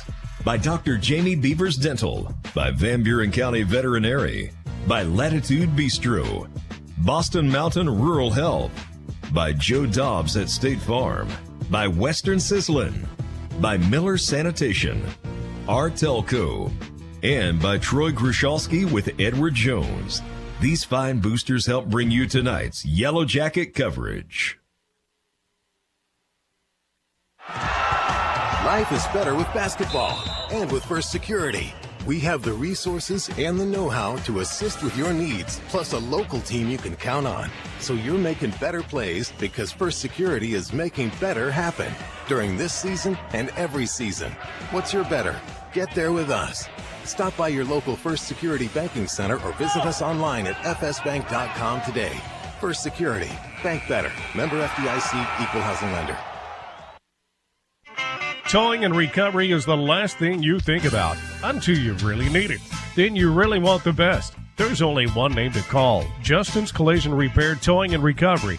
They have the largest and latest model recovery fleet in North Central Arkansas. From small towing to heavy-duty towing, Justin's Collision Repair Towing and Recovery on Highway 65 in Clinton is the one to call, 745-2992. That's Justin's Collision Repair Towing and Recovery, 745-2992. Friday night at the stadium is not the time to worry about your finances. Let First Arkansas Bank and Trust ease your mind with their mobile banking capabilities. You can check your balance, transfer funds between accounts, and even find the nearest ATM for dinner after a road game. The free mobile app is available on the iTunes Store and Android Market. You can cheer loud and proud for the Yellow Jackets because First Arkansas Bank and Trust has you covered. See a branch for more details. Equal Housing Lender, member FDIC.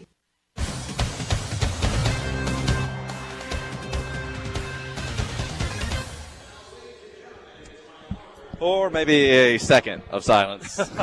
Hey, you don't mess around here, man. We got a little behind schedule with that girls' game. We couldn't get the clock working, so we apparently made up for it with the moment of silence. So. We are ready. Are we back?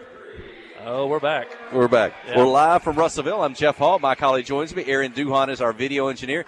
Is it Kelsey or Ron in the studio tonight? Back in Clinton. Probably a cold Clinton. And as we've made the way over about an hour to take on Class 5A, the Russellville Cyclones. We've seen the senior girls, now the senior boys about to tip. We talked about it's a tall task tonight against this Russellville squad. We had Coach Judson Smith on in that kind of extra time we had before the girls' game. He had a good visit with him, kind of talked about this game, talked about the season, talked about Christmas break coming up. I don't know. Maybe he doesn't. Maybe feel a little bit more confident against Russellville than we think. He didn't bring Zane Widener with him tonight. He said Zane could no, Zane is away for the family for a funeral, going to miss tonight. And so that will be a big piece of this Yellow Jacket senior boys away tonight. Maybe they're getting a chance to listen. I'm not sure, but we'll miss Zane and look forward to having him back on Friday night. Yeah, Sam Standards will start at his place tonight, and wish the Widener family Well, I think they're heading to Virginia, I believe, for a family funeral. But a good tune-up here once again for the Yellow Jackets. Tough schedule, playing one of the top teams in Class 5A in Russellville. 11-1 on the year, and I'd read the list of the teams they've beaten this year, and it's pretty impressive.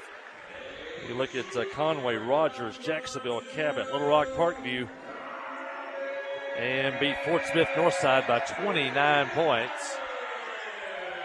New coach this year, Greg Chenault, is the head coach. He was the girls basketball coach at Bauxite the last 2 seasons.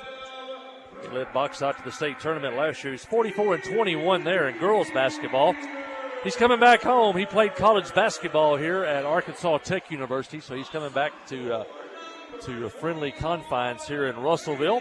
I think he had a career for quite a while in insurance, did well there, always had the itch to coach, and 4 years ago started coaching basketball, and now a head coach here at Russellville. And Judson Smith in his second year as head coach of the Yellow Jackets, also familiar ground for Judson Smith, a graduate of Arkansas Tech University and a student assistant coach for the Wonder Boys. Just not far from from Russellville High School, just a few blocks away to the Arkansas Tech campus. So coming back home for him. I'm not sure his wife Leighton is here tonight, but if not, she's probably listening back home. And also a graduate of Arkansas Tech University. And a lot of Yellow Jacket fans have made their way over to Marlton, up the interstate a bit to Russellville. And seated just below us, we're high on the visitor side, looking down on the floor. Very nice arena here to watch a game. And Carter Holland will jump center for the Yellow Jackets. Ball's in the air. The tip controlled by Clinton. Carter joined by Dawson Burgess, Sam Standridge, Gus Scroggins, and Dylan Jones. And first offensive possession, pass inside, knocked out of bounds by the gray and red of Russellville. Clinton in the black, trimmed in gold. And it'll be Yellow Jacket basketball from the baseline. Dylan Jones looking to inbound the ball, back to Carter Holland. Clinton's leading scorer behind the three-point line. Pass away, Standridge, Dawson Burgess. Boy, Dawson, he had one of those quarters when he couldn't. Dylan Jones drives the lane. He's going to float it up over a defender. Don't always look to Dylan to score. He gets the first 2 points of the ball game. That was a fantastic basket on the drive. Now ball gets loose. Dylan comes up with it. Quickly down the floor. He'll let his teammate catch up. Hands it off to Gus Scroggins for 3. And just like that, Clinton off to a 5-point lead. Yeah, Jackets didn't waste any time. Dylan scored that first basket, also took a glancing blow and still made it. And then Gus just knocks down a 3. Russellville on the drive. Some body contact. Officials let that go. We talked about it in the girls' game. This is Class 5A basketball. They let them play a little bit more physical. And we saw that in the girls' game. Let's see how that affects the boys' game. Holland outside to Standridge. Back to Burgess to finish. I thought Dawson had a 17-point third quarter last Friday night, my colleague. He could do no wrong in that third quarter and in that win at Yellow Jacket Arena. Bounce pass inside, off the block, shot up good. First 2 of the night for the Cyclones. That's going to go to Luke Stump. 6:30. First quarter, Dylan Jones gets trapped. Smart play. He's going to throw it off a Cyclone out of bounds. Keep it with the Yellow Jackets. Backcourt pressure by Russellville. They want to kind of up-tempo this one as much as possible. Dylan double-teamed. Clinton maintains. Standridge with it. And on the spin, he's going to travel with the basketball, trying to get the pass back to Jones. Just like the girls' game, turnovers will be critical in this one. You got to keep the turnover number low. The girls did. Kept it in single digits. Stayed in the game until late. Boys had a 21 turnover game at Robinson and lost, but then cut those turnovers down to 9 at Bauxite and won easily. So, on the dribble, bounce pass across the lane to Stump. He's got all 4 points for the Cyclones. They cut the Yellow Jacket lead to 1. It's Clinton 5, Russellville 4. Holland against kind of a man press up the floor. Gets it to Standridge in the corner, going to spin, loses it, gets to the floor, and Russellville will take it away. Now quickly across midcourt. Pass out behind the three-point line. Left wing up and good. 3-point field goal. Russellville 7. Clinton 5. Long pass. Standridge behind the defense. And it's going to go off his foot out of bounds. Back to the Cyclones. 5 straight for Clinton, 7 straight for Russellville.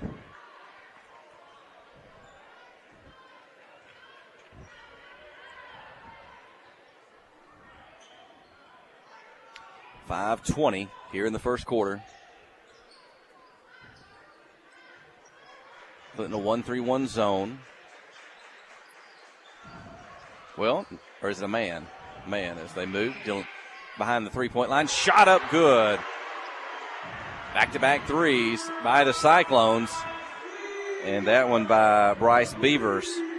10-5. 10 straight points by Russellville after that 5-point start by the Yellow Jackets. Very aggressive defensively is Russellville. They want to double-team Burgess if they can. His pass to Holland. Carter couldn't pull that one in. It goes out of bounds. Back to Russellville. You got to settle in a little bit. Very aggressive defense. They're going to try to trap you all over the floor. Just got to kind of relax, settle in a little bit, weather the storm. Jackets in a 1-3-1 zone. Holland at the top. They get it low to the baseline. Look inside, not there. Throw it back out high. Out on the right side. 3-point attempt won't go. Offside rebound. Standridge ends up with it. 4:20 first quarter, trailing 10-5. Sophomore Standridge to Dawson Burgess, the senior. On the dribble. Back to Standridge. Off a screen. Hands it off to Holland. To Scroggins. Closely guarded. Double team quickly into Holland. He's got a double team. Whips it out to Standridge. His three-pointer is up. Won't go. Holland, though, takes it out of the air and puts it up and in. First basket of the night for Carter Holland, trailing 10-7. You got to stay relaxed when I set the double team because somebody's going to be open. Carter that time was relaxed. Got the ball to Sam. Had a good look. 2 more for Luke Stump. On the left side of the lane. 12-7. Burgess with it on the dribble. Man-to-man by Russellville. Dylan Jones into Burgess. He's got some space. Three-pointer up. Won't go. Offside rebound. Tipped out by Standridge. Russellville gets it. Cross midcourt quickly, but defense back. Stump in the lane on the move. The runner won't go. Gus Scroggins, the junior, with the rebound. Hands it off to Holland, a junior as well. Cross midcourt. Into the corner. Jones for 3. It's up and in. Dylan Jones, 2 field goals here in the first quarter, trailing 12-10. Good look in the corner. Holland got a little bit of penetration. And, of course, that helps side defense to come over and leave Dylan Jones wide open. Whips it from the left side to the right side, and the three-pointer up and in by Caleb Campbell. Third three-pointer by 3 different players for Russellville in the first quarter. They lead 15-10. Burgess on the dribble, double team, knocks it away from him. It's loose on the floor. And Russellville's got it across midcourt. Bounce pass on the dribble. Take it inside. Holland defending. Might have blocked. A miss. A second shot misses. And Carter with the rebound. I think Burgess got a hand on that second shot. Jones across midcourt. Over to Carter Holland. Over to Standridge. Wants to dribble in the lane. Takes his defender between 2 defenders. Shot won't go. Tries to tip the rebound out. Instead, it's out of bounds. Back to Russellville. 2:15 remaining in the first quarter. Brennan Jones going to come in for the first time tonight. Dawson Burgess gets a breather. Jones, a sophomore.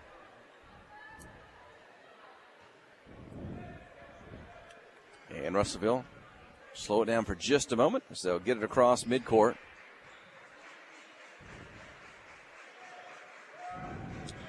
And from the right side, three-pointer up and in. 4th 3, the second by Caleb Campbell.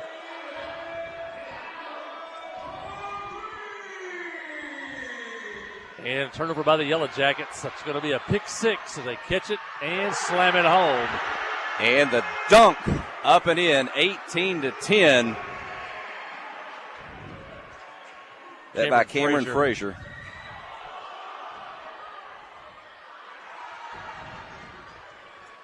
And now Russellville's got it back.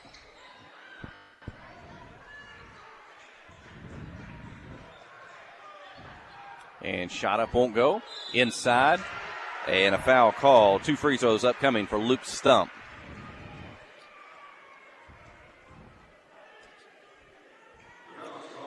And video might have been a little bit blurry there for a moment. Thanks, Kelsey. Aaron Duhans, our video engineer, he's checking things out there to see if there's something that can be corrected. I'm Jeff Hall. Mike Holly is here.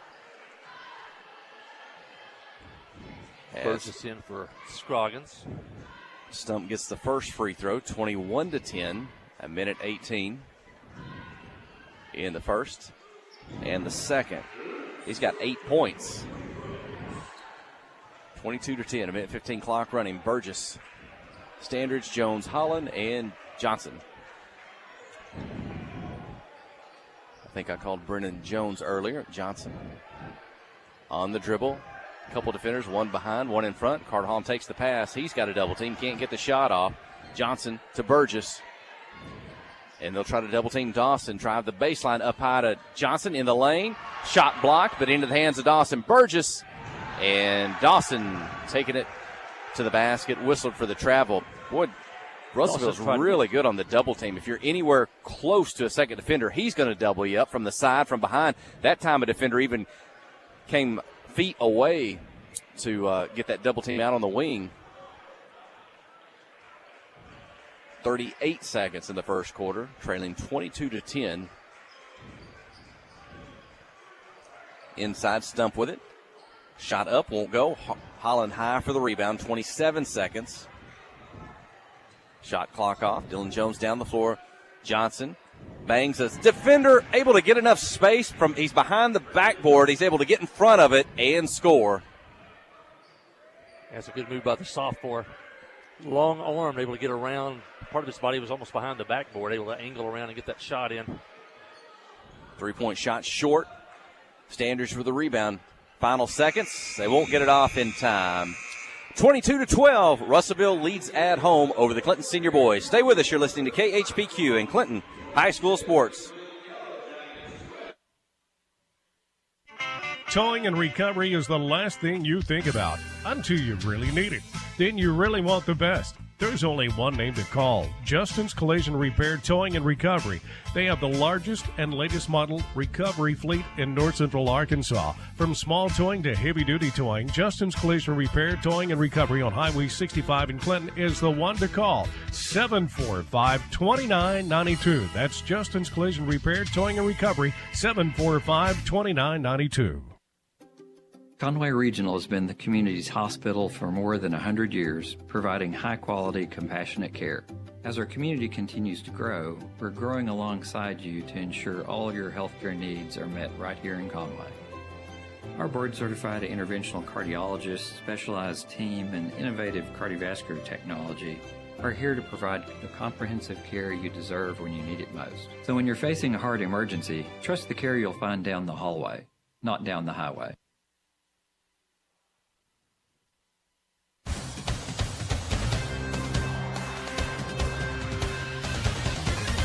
Trail 22-12 to Russellville. We got a little contest going on here on the court between quarters. Yellow Jackets led in scoring that first quarter by Dylan Jones. He had 5 points.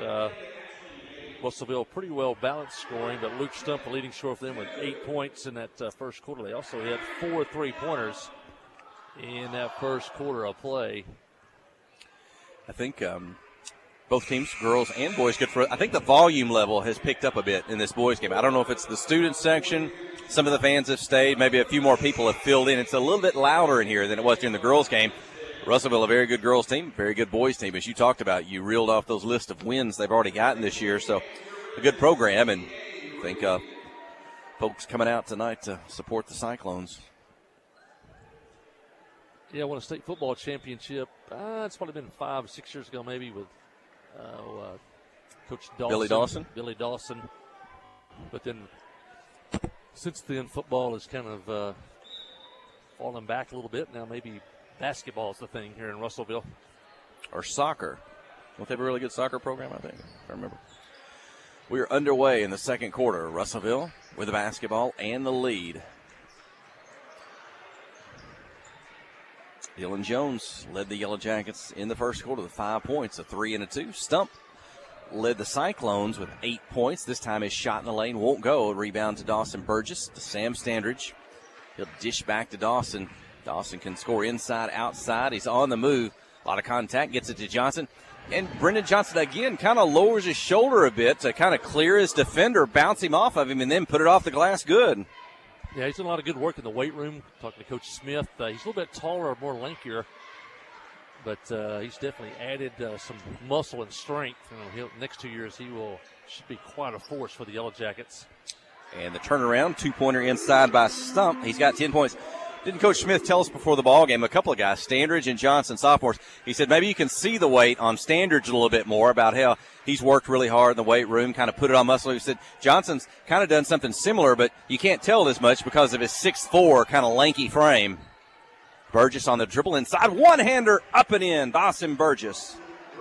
You can tell Dawson's been in the weight room coming off of football. He is physical and strong on the inside. 24-16. Clinton has cut the Cyclone lead to 8. 6:30 in the second quarter. On the dribble, take it, put it off the glass. No good. Carter Holland with a rebound. Cyclones have kept Carter Holland quiet thus far tonight. Clinton's leading scores. Only got 2 points. Not had a lot of opportunities. Russell, a very good defensively. He's going to slide into 2 defenders. Ball's knocked away. Clinton recovers. Burgess, a little bit of a tip pass. Carter gets it back. Into the corner. Sam Tandridge fakes a 3, drives the baseline, takes on a defender, won't go. Tipped out Burgess. Dawson's 2-pointer up, misses off the rim. Rebound to the Cyclones. Pass ahead across midcourt. Defense back. Clinton doing a good job of getting back. Not really transition baskets for Russellville. 5:45 to go in the second. On the dribble. Good job. Going to force to the baseline. Can't get in the lane. Pass away. 15 seconds on the shot clock. Russellville works it from right to left, into the lane, not there, behind the three-point line, shot up good. Misses, rebound, resets the shot clock. Off the rim, you get a new 35 seconds. On the dribble, Holland defending, shot up and in, off the spin, Donovan Villarreal, his first points of the night. I think they pronounced that Villarreal, they told us before the ball game. Villarreal. A lot of people see that and usually pronounce it Villarreal, you're right, but for him, it's Villarreal. Burgess going to split 2 defenders, meets a third. One of those guys picked up a foul. Dawson Burgess will go to the free throw line. And Carter Holland so far with only 2 points, but he's got Cameron Frazier guarding him, a Division I prospect. Got a couple inches on him, and he is a really long arm. So Dawson gets the first free throw. 26-17. Gus Scroggins returns to the ball game. Sam Standridge out. Again, Zane Widener not here tonight. If you're missing Zane on the basketball floor. Dawson's second free throw up and in. He has 4 points. Quickly down the floor. Pass inside to Stump. He'll turn, spin, and put it up and in. Luke Stump, all his points right there in the lane, just in front of the basket. 12 points, 28-18. Yeah, Stump came into the ballgame now averaging 15.4 points a game. He's already at 12. Not the biggest post player, but very active. And Scroggins knocks down a 3. He answers his second three-point field goal of the night. Gus can get it off so quick. He's ready to shoot when he takes a good pass. And 28-21. Three-pointer good by Russellville. Donovan Villarreal, did I say that right? Answers. He's got 2 of the last 3 baskets. 5 points. Scroggins fakes the pass. Attempts the 3. It won't go. And Russellville's going to take it off the floor. Scroggins defending. Villarreal, he'll drive to the lane. Shot blocked by Carter Holland. And Carter comes up with it. 4 minutes to go in the second quarter. Head to Burgess, wants to get the lane. 3 defenders. And he'll make contact with the defender. That's Malachi Siner. And Dawson Burgess whistled for the offensive foul. If Dawson turned the corner there, was going to go all the way to the basket. Probably need to pull up, maybe shoot that 6 or 8 footer there. Russellville there to take the offensive foul.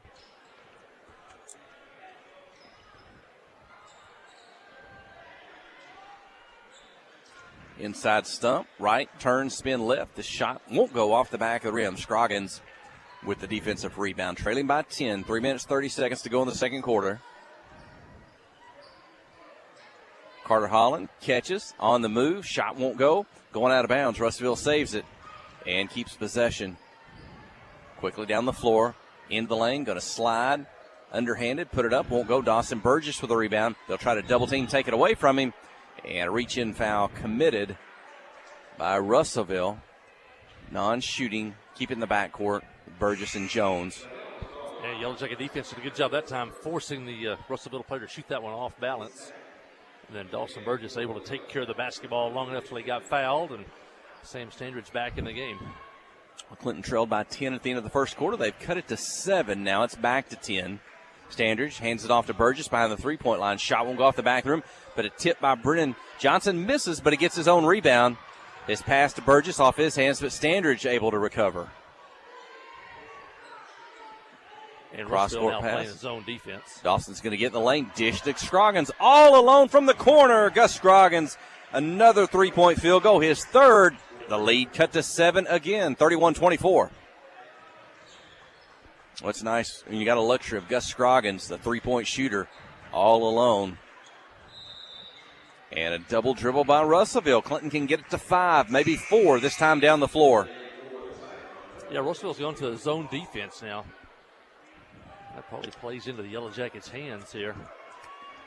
Gave the Jackets a lot of fits early with that run and jump traps out of the man-to-man. Now they're kind of playing a two-front zone defense. Now they're going to go back to man-to-man, looks like. Pass inside to Burgess, defender behind him. Dawson Burgess will kick it out. Johnson on the drive, fake right, take on 2 defenders. Shot might have been blocked. It gets loose. Russellville comes up with it. Again, the officials letting them play physical tonight. And a three-point field goal by Jaden Foster. His first points of the game. I think he's the 5th Cyclone to hit a three-pointer here in the first half. 34-24, Standridge on the dribble, the spin, over a second defender. There's a blocking foul called on Russellville that will send Stan Standridge to the free throw line. Jackets 2 for 2 tonight at the line. Only the third and fourth free throws of the game for Clinton, with 1:50 left in the first half.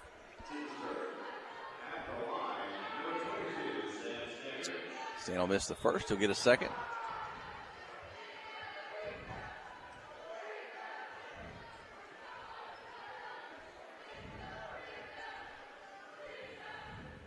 And Colton Warren in for the first time tonight. Sophomore for the Yellow Jackets, as Standridge makes the second free throw. His first point of the night, trailing 34-25. Quickly down the floor, into the corner. Three-point shot won't go off the backboard. Stump with the rebound and the putback again, right under the basket. Stump with the ball in his hands. 14 points. That time off the rebound. Holland over to Scroggins. Defender steps out. Back to Carter on the dribble, right, left, into the lane. Kind of scoops it up with his left hand low, and Carter Holland able to get the basket. His second, 36-25. 36-27. Good move. Had to work to get that one against a really good defense by Russellville. Minute 10 remaining in the second quarter.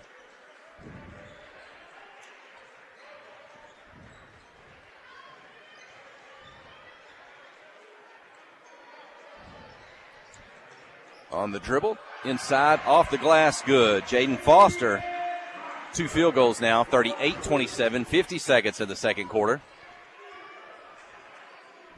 Holland across midcourt and be picked up there in this man-to-man defense. And defensive foul as, who is that? It's going to run over Sam Standridge. I don't know if Sam was setting a screen or if he just happened to be in the way. He got run over, and a defensive foul called on Russellville.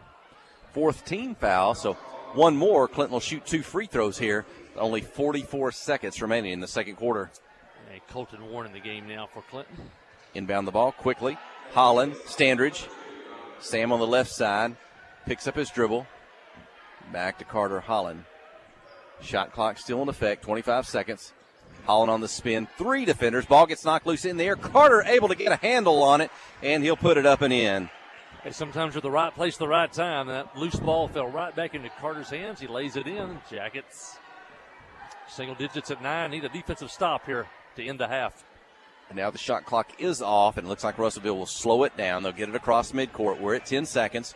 Dribble over to the right side. Clinton a man-to-man defense. Look inside to Stump. Bounce pass. Johnson comes up with it.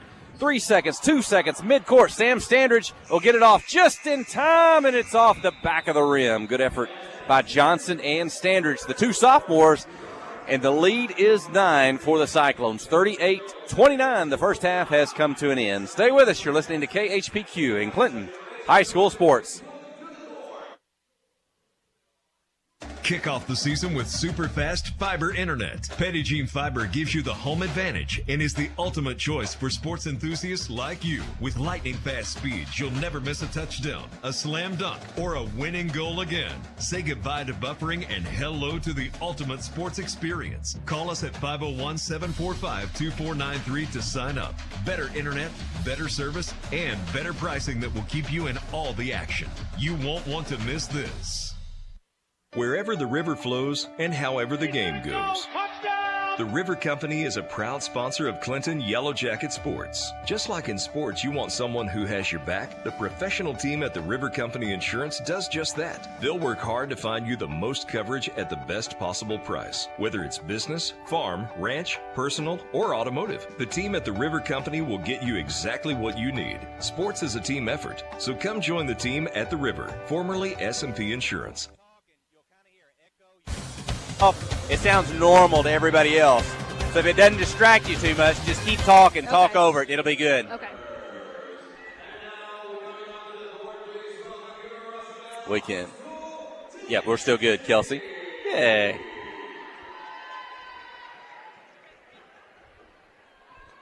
Are we back?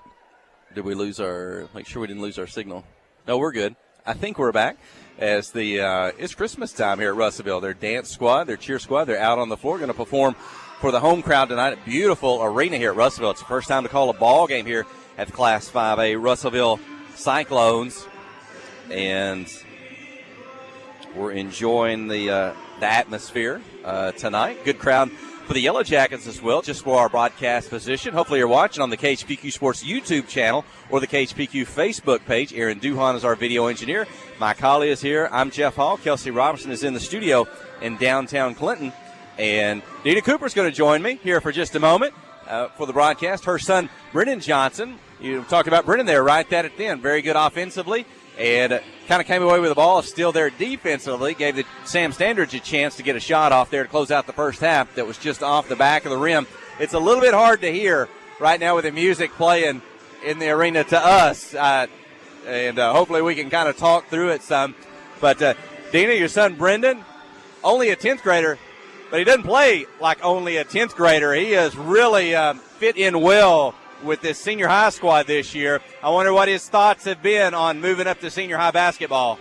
Yeah, he's really enjoyed it. He's enjoyed the transition. He's worked really hard to try to get where he's at. He loves the sport. He loves his team. And I think he's really enjoying it, and he's gotten a lot stronger even since the beginning of the season already. So I'm really excited for him, and he's excited too. We got to talk to Coach Judson Smith before the girls' game tonight, and we got to talking about Brendan and Sam Standridge, and he was talking about him. They've been doing a lot of work in the weight room, and he was talking about Sam and saying, that it might be a little bit more noticeable on Sam than maybe it is on Brendan, but that's only because Brendan is 6'4", and with his lengthy frame, maybe you don't see it as much, but he was really complimentary over the work that Brendan's done, maybe in putting on a little weight, a little muscle. He has tried so hard. I am telling you, this kid has me ordering all the supplements off of Amazon, and we're buying all the protein, getting as much food as he can. I can't hardly feed the kid, but he has tried so hard to put on weight, put on muscle.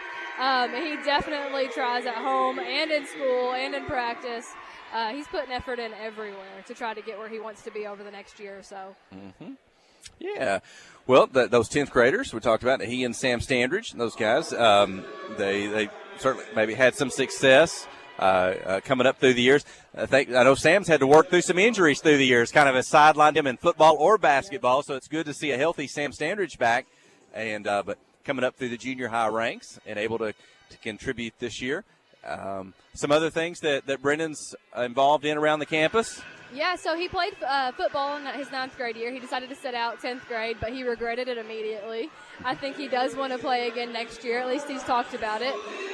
But, yeah, he likes to, cheer on all the other teams, but football and basketball are his mains this year, just being basketball. He does well academically, and he really enjoys the atmosphere and just being able to be involved in a little piece of the athletics at Clinton High School. Yeah, he's fun to watch, and his teammates as well, enjoying that. And I can't let you go. I know you're on social media, and I know you have corgis. Yes. I don't know if you have any right now. You may have found a home for them all, but if folks are looking for a corgi, they need to connect to you on Facebook. Yes, we still have the mom and daddy. They're our pets. So, yeah, we do. We had 5 little puppies, and they were so sweet. A Christmas corgi. Somebody somewhere will maybe be having one. But thanks, Dina Cooper, and enjoyed visiting with you. Enjoy watching Brendan out there on the floor, and we'll see what they can do in the second half. Okay, yeah, sounds good. Thank you. Thanks for joining us. Quick break, back to the studio. You're listening to KHPQ in Clinton High School Sports. F.L. Davis Cash Lumber, your Ace Hardware store, is a proud sponsor of Clinton Yellow Jacket Sports. F.L. Davis Cash Lumber can help with your electrical, plumbing, paint, tools, hardware, and flooring needs. They're a full-service hardware store and lumber yard. F.L. Davis can provide you with everything you need for your residential or commercial projects. The knowledgeable staff is always on hand to answer your questions. Visit F.L. Davis Cash Lumber, your Ace Hardware store. Same place, now Ace. Steve Good at Goods Cash Savers says you can learn a lot about life by playing sports. You may never be the biggest or the fastest, but you can always try to be the very best and give 100%. And that's what they do every day at Goods Cash Saver. Even though they don't have the biggest building, they try to have every item that you might need in groceries. They also overachieve every day in their meat department. So when you're looking for a place to shop, give Goods Cash Saver a try. A supermarket that cares about you and your community and says, go Yellow Jackets. Friday night at the stadium is not the time to worry about your finances. Let First Arkansas Bank and Trust ease your mind with their mobile banking capabilities. You can check your balance, transfer funds between accounts, and even find the nearest ATM for dinner after a road game. The free mobile app is available on the iTunes Store and Android Market. You can cheer loud and proud for the Yellow Jackets because First Arkansas Bank and Trust has you covered. See a branch for more details. Equal Housing Lender, member FDIC. Conway Regional has been the community's hospital for 100 years, providing high-quality, compassionate care. As our community continues to grow, we're growing alongside you to ensure all your healthcare needs are met right here in Conway. When your family needs emergency care, you can trust our board-certified providers to provide you with the comprehensive care you deserve when you need it most. When you're facing an emergency, trust the care you'll find down the hallway, not down the highway. At Conway Regional, we're not just growing, we're growing together.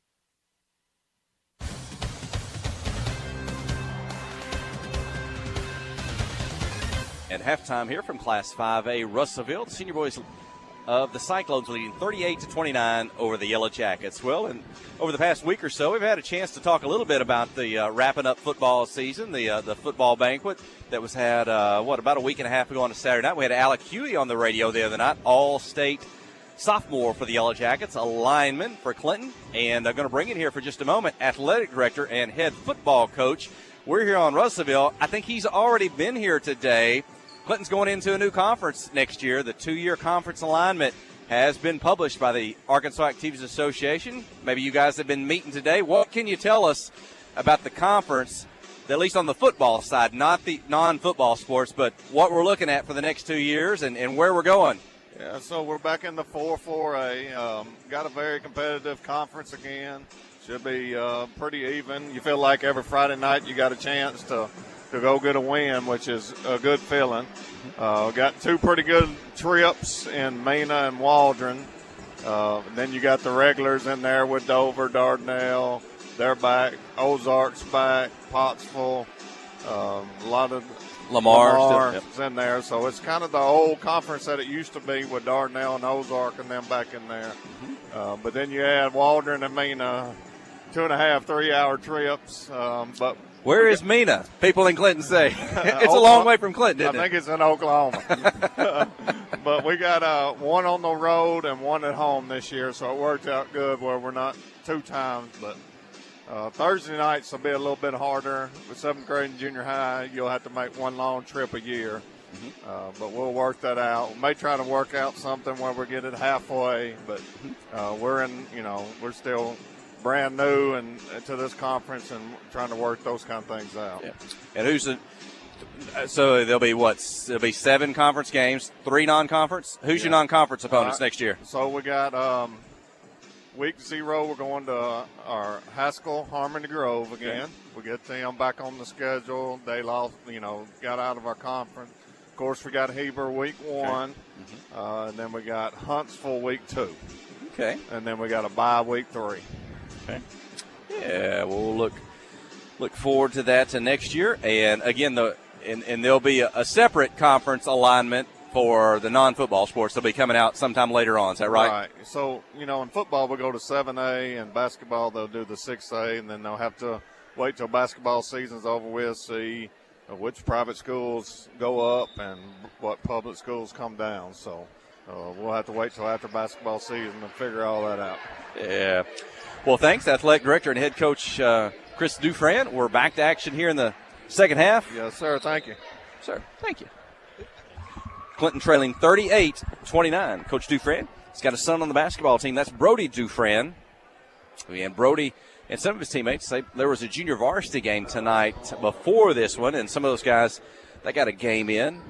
And we'll see if we see some of those guys if they make it into the varsity game here before the night comes to an end. Dawson Burgess with a shot and a miss. Clinton outscored Russellville 17-16 in that second quarter. Russellville with a miss. Carter Holland with a rebound. Over to Dylan Jones, to Gus Scroggins behind the three-point line. Up and in. Gus Scroggins, his 4th three-point field goal. And Clinton is within 6, trailing 38-32. Gus Scroggins, 4 three-point field goals, 12 points total.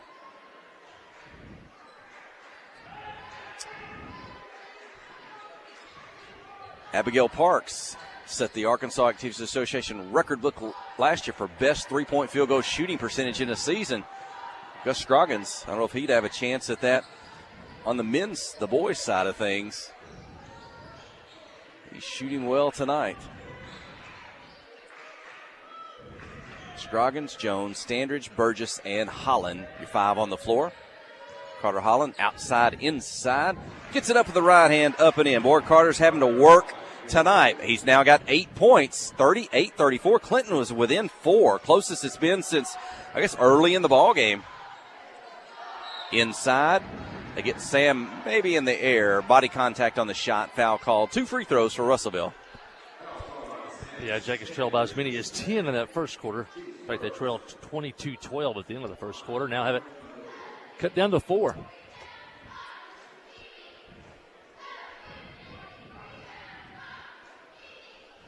Only 2 free throws in the first half for Russellville. They hit both of those, and Villarreal hits the first one here. He's got 6 points in the ball game. Luke Stump was the leading scorer for Russellville. I had him with 14 points in the first half.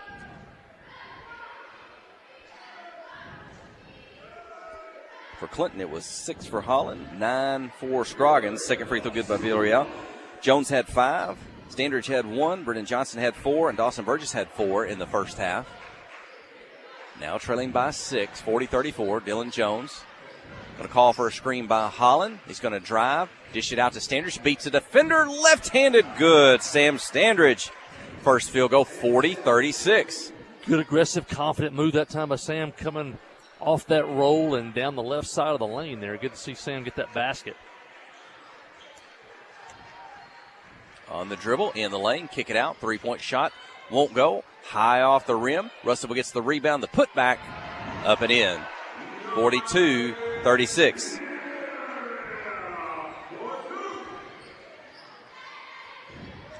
Standridge fake a 3 on the dribble. Right, left, spin, back to the right. Takes on a single defender. Shot won't go off the back of the rim. In the lane. Now Russellville quickly down the floor. Spin, Villarreal. And he'll get 2 more. He's got back-to-back field goals. He's in double figures, 44-36. Burgess on the drive, spins, 2 defenders. Off the rim, won't go. Russellville going the other way. Villarreal, he's feeling it. Side step to the right, put up a 3, won't go it. Dawson Burgess tipped out of his hands, but Dylan Jones has it. Defense is in front of him. Middle of the floor. Out to Scroggins. Long 3 from the left side. Just short off the rim, but Jones with a rebound off the floor. Standridge for 3. Up. Won't go. High off the back of the rim. Dylan comes in, tries to knock it away. Instead, he's whistled for the foul. 4:51 remaining in the third quarter. Russellville 44, Clinton 36. Brennan Johnson back into the ball game. Scroggins gets a breather.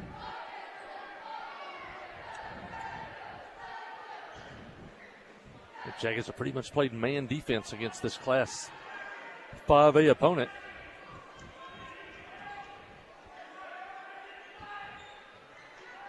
They held Frazier, number 23, to only 5 points in that first half.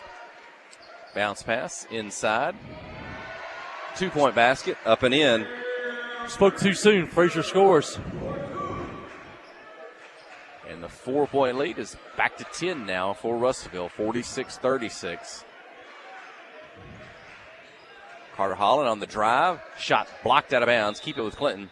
Well, Carter's got, I don't know if he's got long arms, long legs, or both, but he can get the free throw line down to the block just like that without a travel, without a carry. Get in the air. He can stretch it out. Takes the inbounds pass. Covered up. Back out to Burgess. Off the rim, out of bounds. It belongs to Russellville.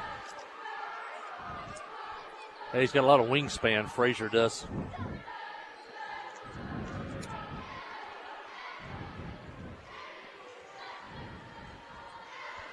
Russellville walks it across midcourt. Jones defending against Bryce Beavers. Beavers has 1 field goal. It's a 3 in the first half. And a little reverse layup inside. Backdoor cut off the feed the ball into the high post and a backdoor cut down the baseline. Jones fakes, spins, gets inside, gets a clean shot off, but it's in and out. And Russellville going to drive. Villarreal, he's hot here in the third quarter. Gets his defender up in the air, draws the foul. He'll go back to the free throw line. I believe he's got 8 points maybe here in the third quarter already. I've got him with 13 in the ball game. He's at the line for 2 free throws. Third team foul against the Yellow Jackets here in the third quarter. 3:34 remaining. Villarreal gets the first free throw. Scroggins returns. And Dylan Jones out.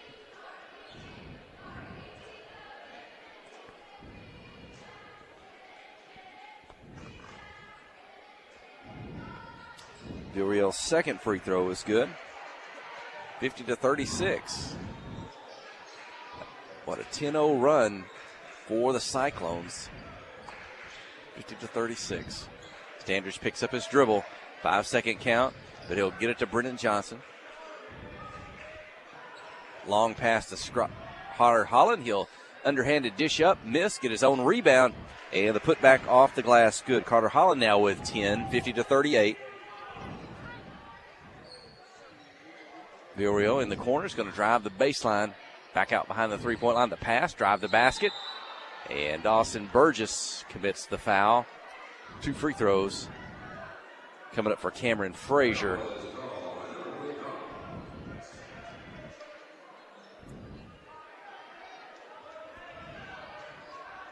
And you may have a wet spot on the floor. Going to have to dry that up. 2:58 left here in the third.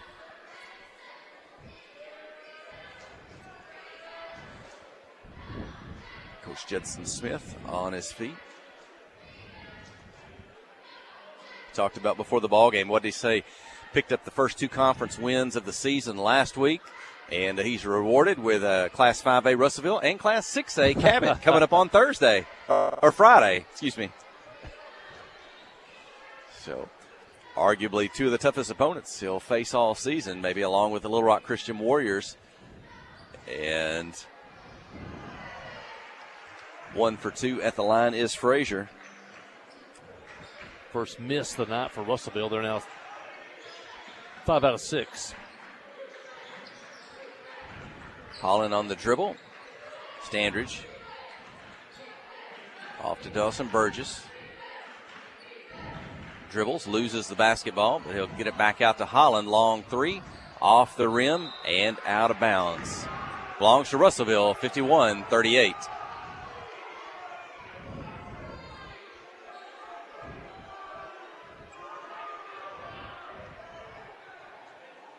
Carter not able to get many shots behind the three-point line or even mid-range jumpers tonight. He covered up. He's having to drive to get his baskets around the lane. The 5 field goals that he does have. So, sure, just a little bit frustrating for Clinton's leading scorer. Clinton's on zone defense now, 1-3-1. Jones in. He'll play the back of the 1-3-1. He'll be the chaser from corner to corner. Standridge out. Inbound the ball, Russellville. Over to the left side. 3-point shot up and good. Caleb Campbell, that's his third of the night. For Russellville, I've got 2, 3, 6, 7 3-point field goals. Johnson's going to drive the baseline behind the basket, get in front. It's blocked from behind. And Russellville's going the other way. In the lane. And a couple of players go down. Cyclone shooter is fouled. He'll have 2 free throws. I think Carter Holland looked like he kind of reached in and Frazier's floating it up.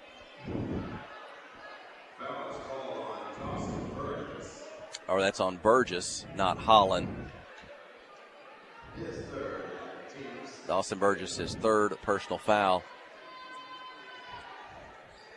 I'd say the officials have been consistent tonight.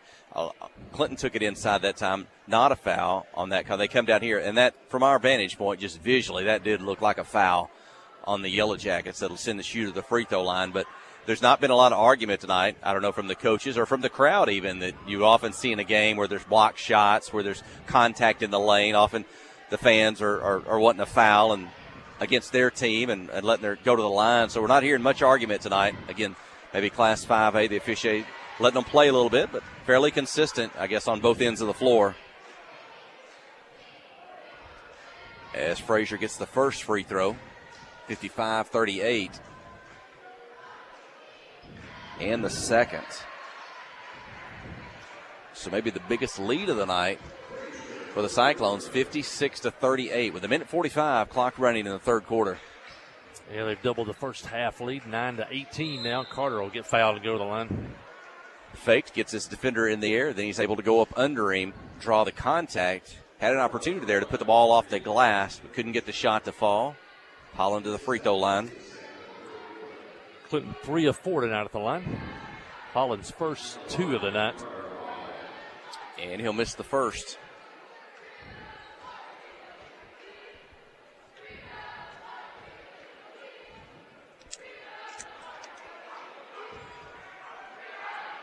Carter's second free throw. Holland.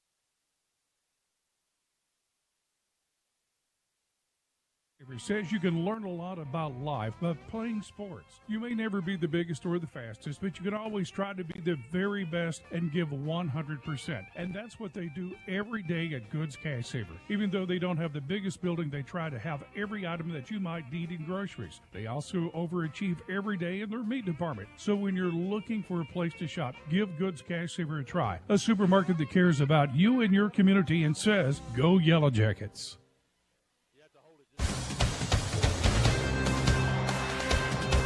And back here at Russellville High School, Jackets trailing 56-42, 1:12 left in the third quarter. Brendan Johnson with a three-pointer. Jackets take a quick timeout. Jackets trail by 9 at the half. Now trail by 14. Need to win this final minute 10 here. Maybe try to get back in the ballgame. Walking across midcourt. Putting down a man-to-man defense coming out of the timeout. Kind of mix it up against the Cyclones. May make them alter their offensive set.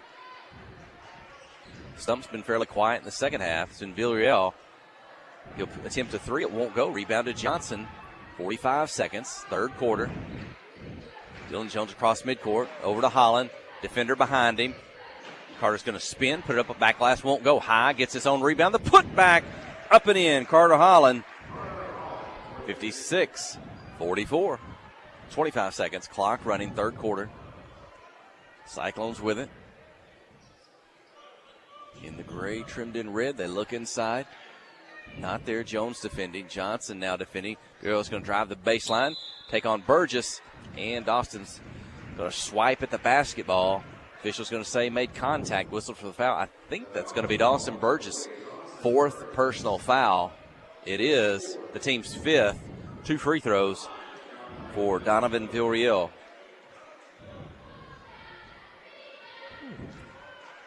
So Coach Judson Smith already down one player tonight with Zane Widener away tonight with family at a funeral.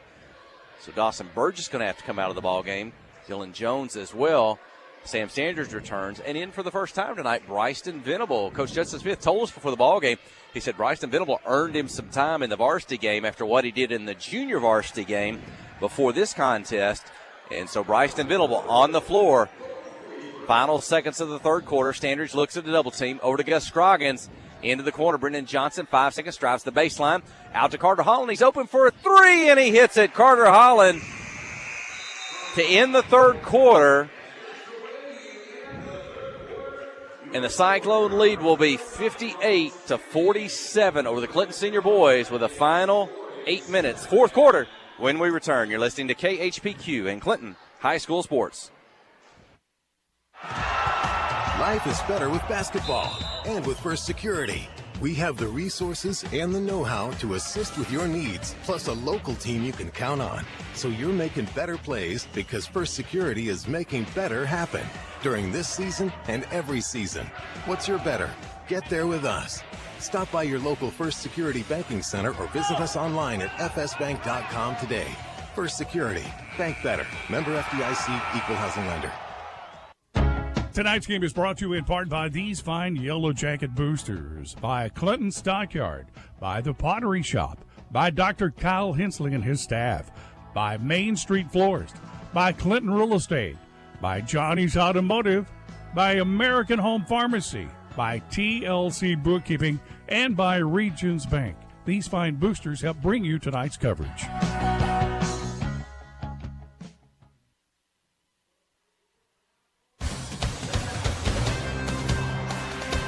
Well, Yellow Jackets trailed by 9 at the half. They trailed by 11. They were outscored 20-18, but Russellville did have a much bigger lead at 1 point, so the Jackets cut it back down to 11. Carter Holland's now starting to get into the flow of the game. There were only 6 points in the first half, but in that third quarter he had 10 points. Got 16 here. 2, 4, 6, 9, 10. Yeah, he's got 16 in the ball game, so 10 in the third quarter. And the Jackets have it down to 11, but Russellville has the ball as we start the fourth quarter.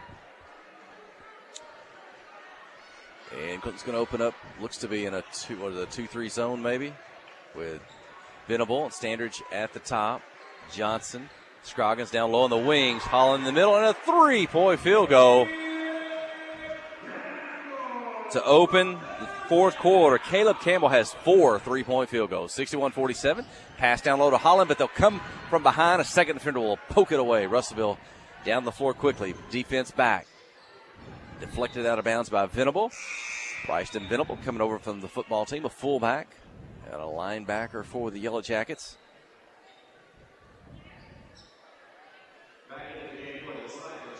He's a senior. He's the only senior, I believe, on the floor for the Yellow Jackets at this time. Russellville out behind the three-point line.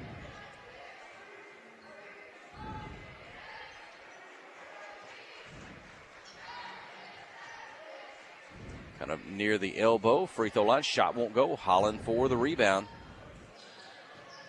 His pass down the floor, knocked up in the air. A steal.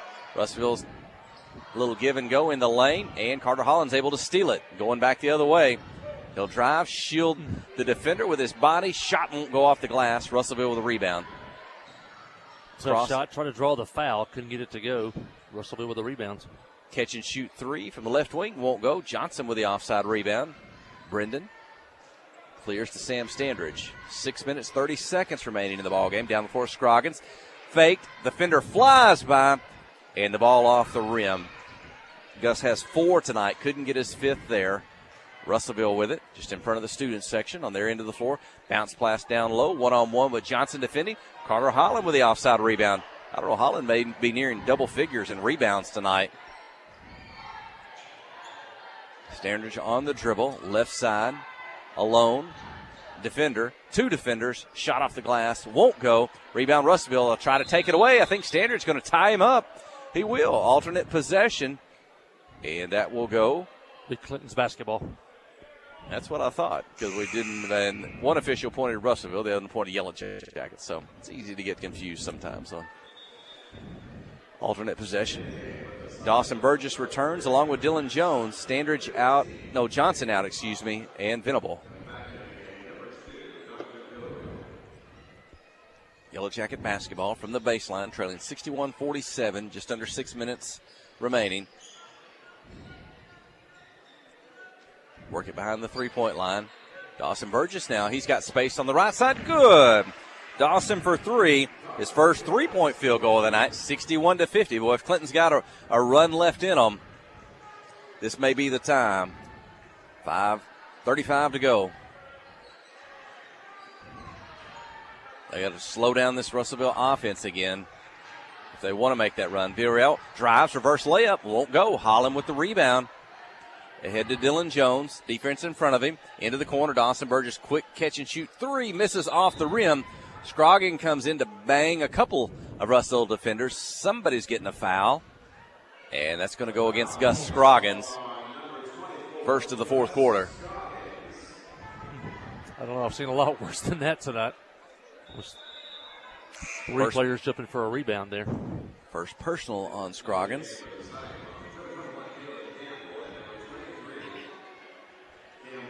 $61-50, Yellow Jackets trailing. They got as close as 4 in the third quarter.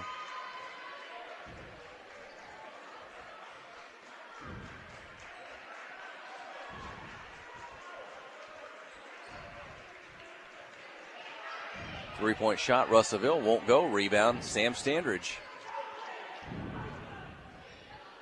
Sam across midcourt. Villarreal, man-to-man defense. Over to Jones on the dribble, ducks in, draws the second defender to Sam. Spin shot off the glass. It's momentum. Made him put that one a little bit hard off the glass. A miss. Rebound Russellville. Into the corner. 3-point shot up. Won't go. Rebound. Going to get out of bounds. It belongs to the Yellow Jackets. So a couple of misses by Russellville, giving Clinton a chance to get it to single digits with 4:31 to go.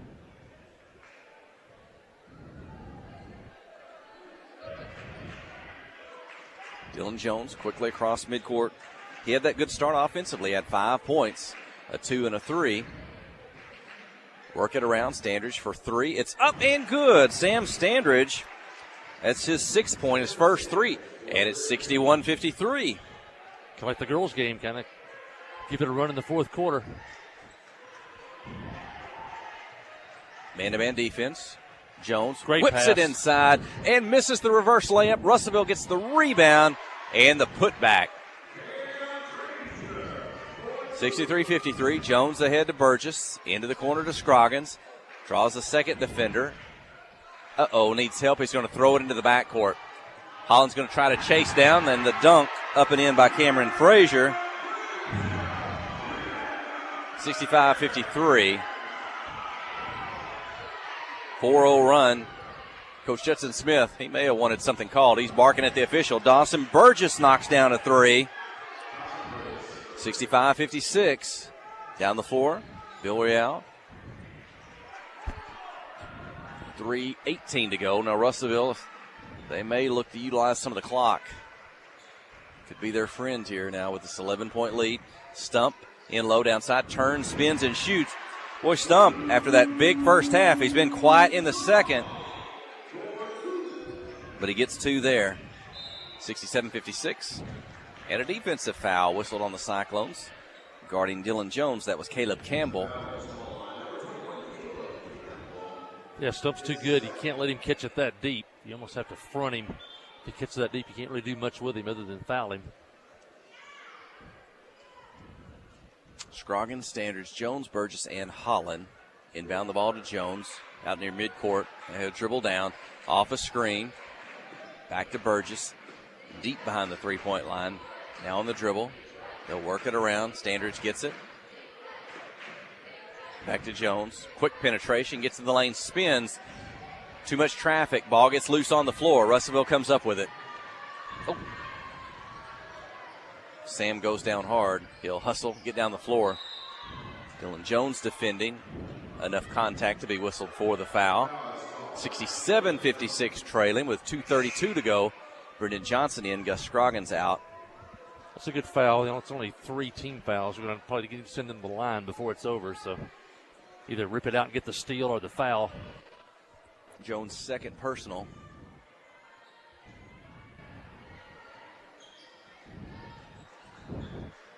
Bounce pass down low. Frazier turns, spins, shoots, and scores. Cameron Frazier. Russell's got a lot of offensive weapons. And Clinton's going to pass, going to sail out of bounds, trying to get it down the floor. Turnover. Russellville with a 13-point lead. Turnovers have not been much of a factor in that for the Yellow Jackets. They've handled the ball pretty well. Had a couple here in the fourth quarter. Other than that, it's been another pretty good night of taking care of the basketball against a pretty good defensive team, a very athletic team in Russellville.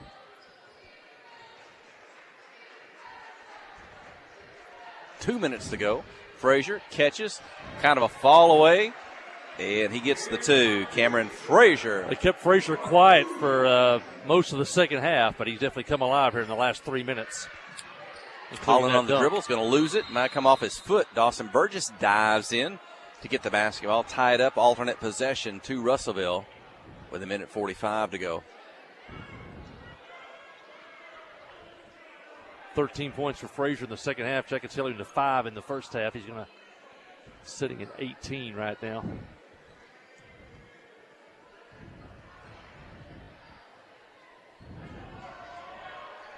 On the dribble, whip it inside on the move, toss it back out, drive the lane, Stump back to Frazier behind the three-point line.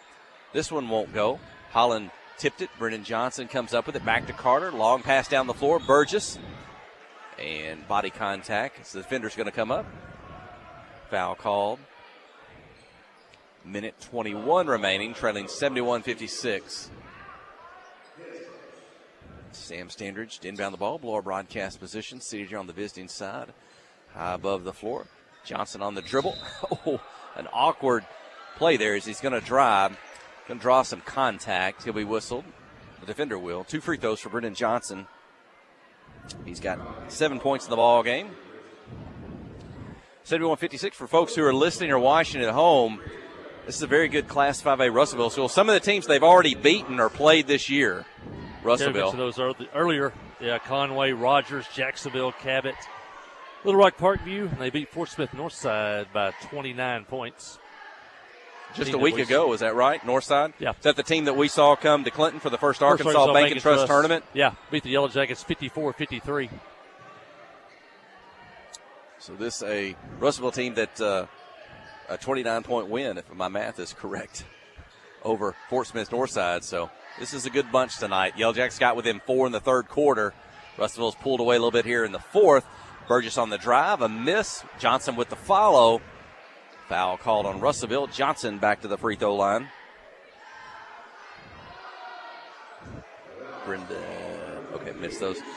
Brendan missed those last two opportunities. He'll have two more here with 54 seconds remaining. Jackets 4 of 8 at the line for the night. Coach Stetson-Smith going to send in substitute. Bryson Venable will return. Colton Warren will return. And Brody Dufran in for the first time tonight. Under a minute to play. Johnson misses the first. He'll have a second.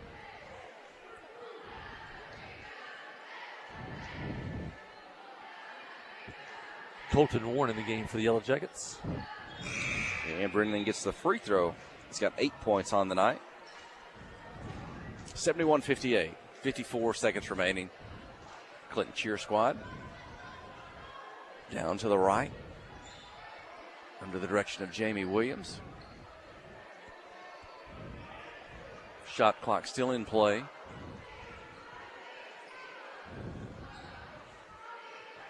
In the old days, you would have seen a team probably just hold the basketball, wait for the defense to foul or the clock to run out, but they'll get it inside the stump.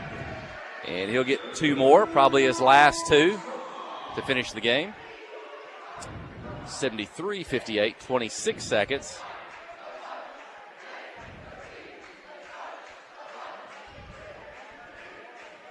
And Dylan Jones will get it across midcourt. Frazier knocks it away down low. Russellville comes up with it. They dish, get it back to Frazier. Kick it out behind the three-point line, and they'll pull it back now. Just run the clock. Final 10 seconds. And the Russellville Cyclones going to get the win tonight at home over the Clinton Yellow Jackets Senior Boys. 73-58 is your final, as the teams will walk across the midcourt there, shake hands, the coaching staff as well.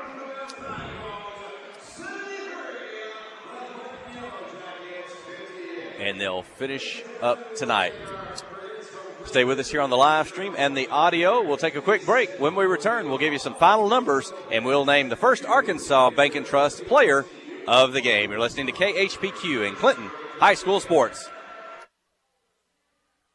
The Blagg Law Firm is a proud supporter of Clinton High School Yellow Jacket sports. When you need an attorney, call the Blagg Law Firm. Whether it's an injury accident, criminal defense, DWI, family dispute, Ralph Blagg believes in equal justice for all. Now located in the shopping center at 244 Highway 65 South or on the web at blagglaw.com. The Blagg Law Firm, a proud supporter of Clinton Yellow Jacket sports. Clay Maxey, Chrysler, Dodge, Jeep, and Ram, now in Clinton. Clay, you cut your teeth at a Chrysler dealership. Cut my teeth at Landers, Chrysler, and Benton, the largest Chrysler store in the world. And so, to have Chrysler, Ram, Jeep in a small town and to have my name on the building, it's such an honor, it's such a blessing. And so, it's a brand that means a lot to us. It's a community that means a lot to us. We're giving it everything we got. Committed to customer service being a great one, not just a good one, but a great one. So winning back the community and getting our customer service the way that they should be. Clay Maxey, Chrysler, Dodge, Jeep, and Ram.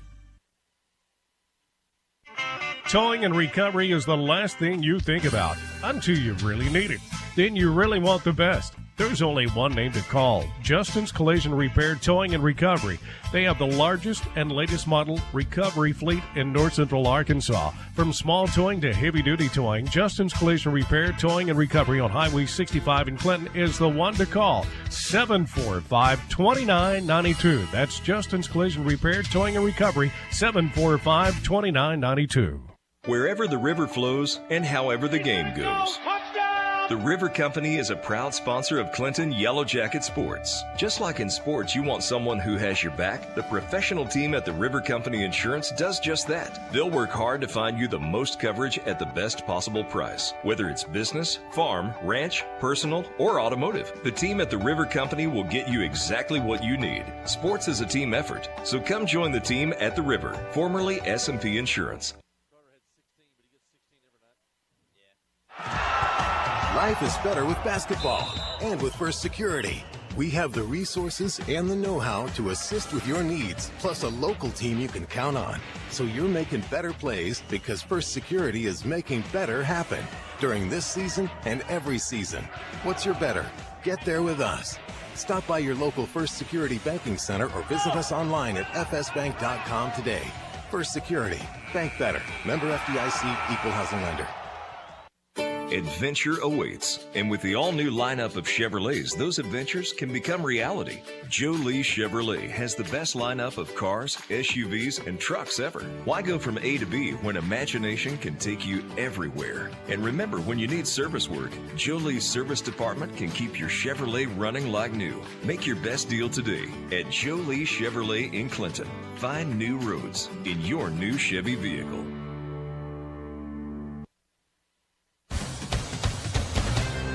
Basketball coming to an end tonight here at Russellville. Fans starting to leave the arena. Jackets drop 2 tonight to Class 5A. Russellville boys lose by a score of 73-58. Trailed 22-12 into the first quarter. Outscored Russellville by a point in the second quarter. Trailed 38-29 at the half. Russellville outscored Clinton 20-18 in the third quarter to take a 58-47 lead into the final period, and they go on to win by a score of 73-58. Yellow Jackets got 11 points in the fourth quarter and 15 for Russellville in that final quarter. The final score 73-58. Scoring for Russellville tonight, they had 4 players in double figures. Bryce Beavers had 3 on the night. Jaden Foster with 5 points. Caleb Campbell, 4 3-pointers tonight for 12 points. The college prospect Cameron Frazier had 18 points tonight. 13 of those came in the second half, including a dunk. Luke Stump, the interior player for Russellville, had 18 points of the night, and the guard Donovan Villarreal had 15 points on the night. Russellville made 8 3-pointers in the ball game and were 9 of 10 at the free throw line for 90%. The Yellow Jackets had 3 players in double figures tonight. Dylan Jones had 5 points for the Yellow Jackets. Those came in the first half. Brendan Johnson, sophomore, had 9 points in the game, including a 3-point basket. Sam Standridge, another sophomore, he had 6 points in the night, including a 3-point basket. Dawson Burgess, the senior, with 10 points tonight. He had 2 3-point baskets. Gus Scroggins, the junior, 12 points in the night, 4 3-point baskets tonight for Gus. And the senior Carter Holland, once again the leading scorer for the Yellow Jackets tonight. He had 16 points. 10 of those came in the second half, and he had a really tough defender on him in Cameron Frazier. But he still finishes with double figures tonight with 16 points on the night. Yellow Jackets hit 10 3-pointers tonight, 4 of those coming from Gus Scroggins.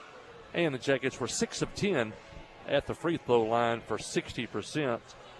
Russellville now 12-1 on the season. They'll play Little Rock Central Friday night in Little Rock. Yellow Jackets are now 5-6 on the season. This ends their 2-game winning streak. Thanks. And they are 5-6 on the season, 2-2 in conference play.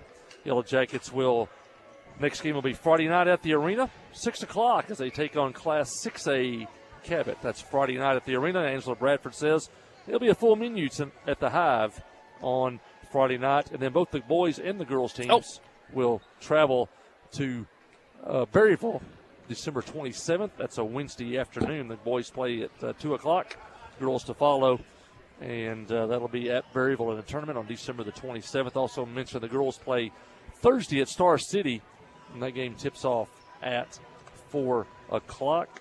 Your first Arkansas Bank and Trust player of the game. Well, we talked about that. Some of those guys, I kind of liked some of those younger guys tonight. I thought Dylan Jones, he got the team off to a great start. Had a 2 and a 3 early in the ball game. Finished only with 5 points, but Dylan's one of those guys who he didn't always look to score points, but he's always handling the ball, runs the point, gets it up and down the floor, plays hard, plays fast, hustles the whole time. And tonight, able to get some points when points were hard to come by against a very good defensive team, Russellville. Sam Standridge, kind of the same way, only a 10th grader, but Sam's having to play big minutes this year out on the floor. And even bigger tonight, all those guys with Zane Widener not able to be here. And Sam does a good job. He finishes with 6 points, a 3, a 2, and a 1. And another 10th grader, Brendan Johnson. How about Brendan? He has 4 points, I think, in the first half, a couple of field goals, and he had to work for those. He had to move out a defender, clear some space, use his long arms to get a shot up off the glass. Second half, he has 4 points, a 3, and a 1. And we talked to Brendan's mom during halftime, Dina Cooper. And Brendan's a 10th grader. He's a really good basketball player. He had some good minutes tonight. Maybe Brendan Johnson, our first Arkansas Bank and Trust player of the game. Yeah, the sophomore, another good ball game for Brendan. coming off the bench to score tonight, has 9 points. Well, I guess he started tonight. And Brendan Johnson with 9 points on the night, including a 3-point basket, 1 of 10 tonight by the Yellow Jackets. Thanks to First Arkansas Bank and Trust for the support of Yellow Jacket Athletics. Located in Cash Saver Parking Lot, downtown Clinton, and all over the world on the World Wide Web. That's First Arkansas Bank and Trust. No more broadcast for the Yellow Jackets until we come back in January, but the Jackets, girls on the road Thursday at Star City, boys back at home Friday against Cabot, and we'll see you in 2024. It feels like Christmas, and I know the kids and the faculty and staff to look forward to tomorrow, finishing up things around the school, but for basketball, as you just said. Well, thanks for joining us tonight on the road. Appreciate you tuning in. For Kelsey Robinson, our studio engineer, for Aaron Duhan, our video engineer, for my colleague, I'm Jeff Hall. You've been listening to KHPQ and Clinton High School Sports.